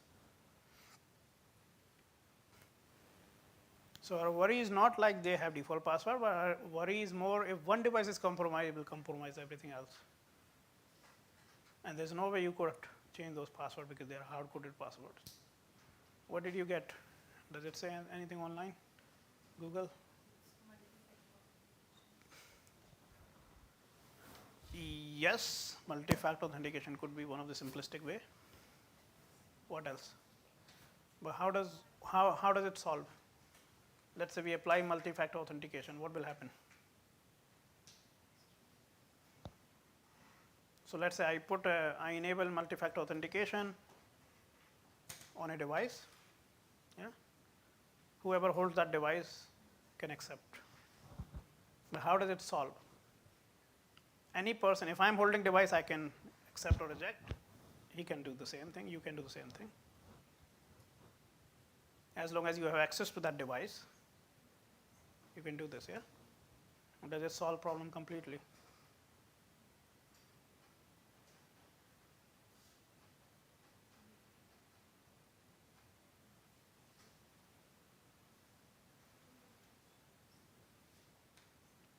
What else?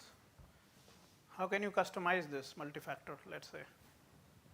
This could be one of the solutions, but how can you customize? How can you make sure that you should also be able to identify who is that person accessing the device?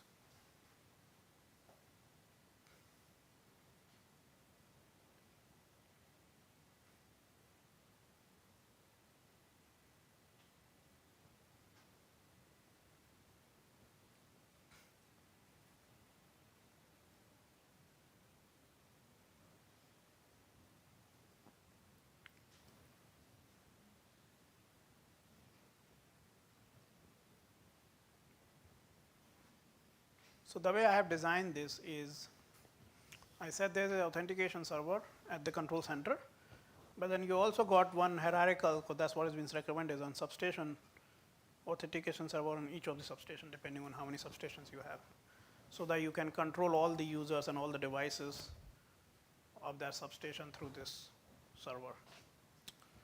Yeah. So if there's a user belonging to this substation needs to access any of those devices, then you need to go through this path. Because this server will not be able to authenticate that user, because user belongs to here. So your request need to be forwarded here, and then it will approve or disapprove, whatever.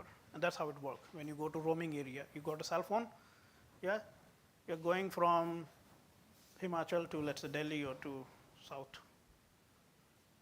When you turn on your cell phone, you are authenticated with the local network. There's an authentication server that looks whether your SIM belongs to this network or not.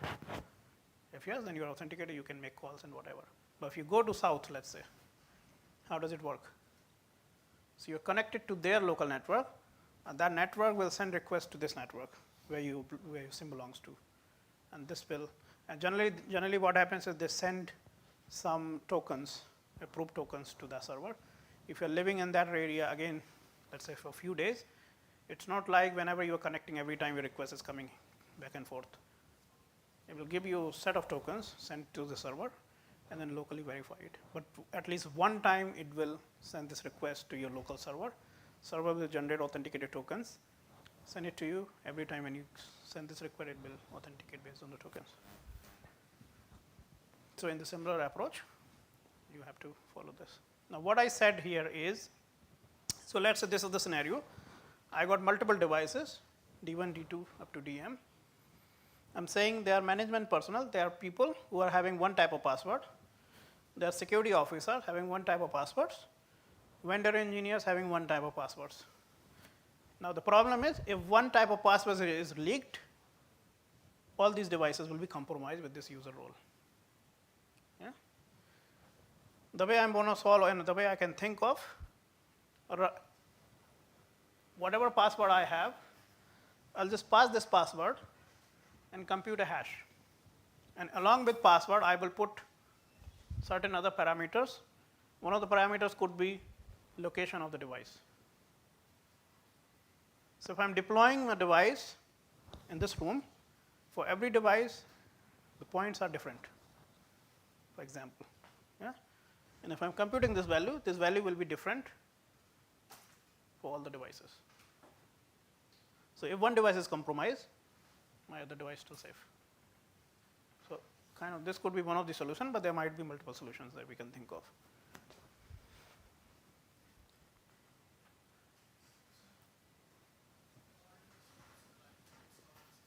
Sorry? 1 o'clock, no?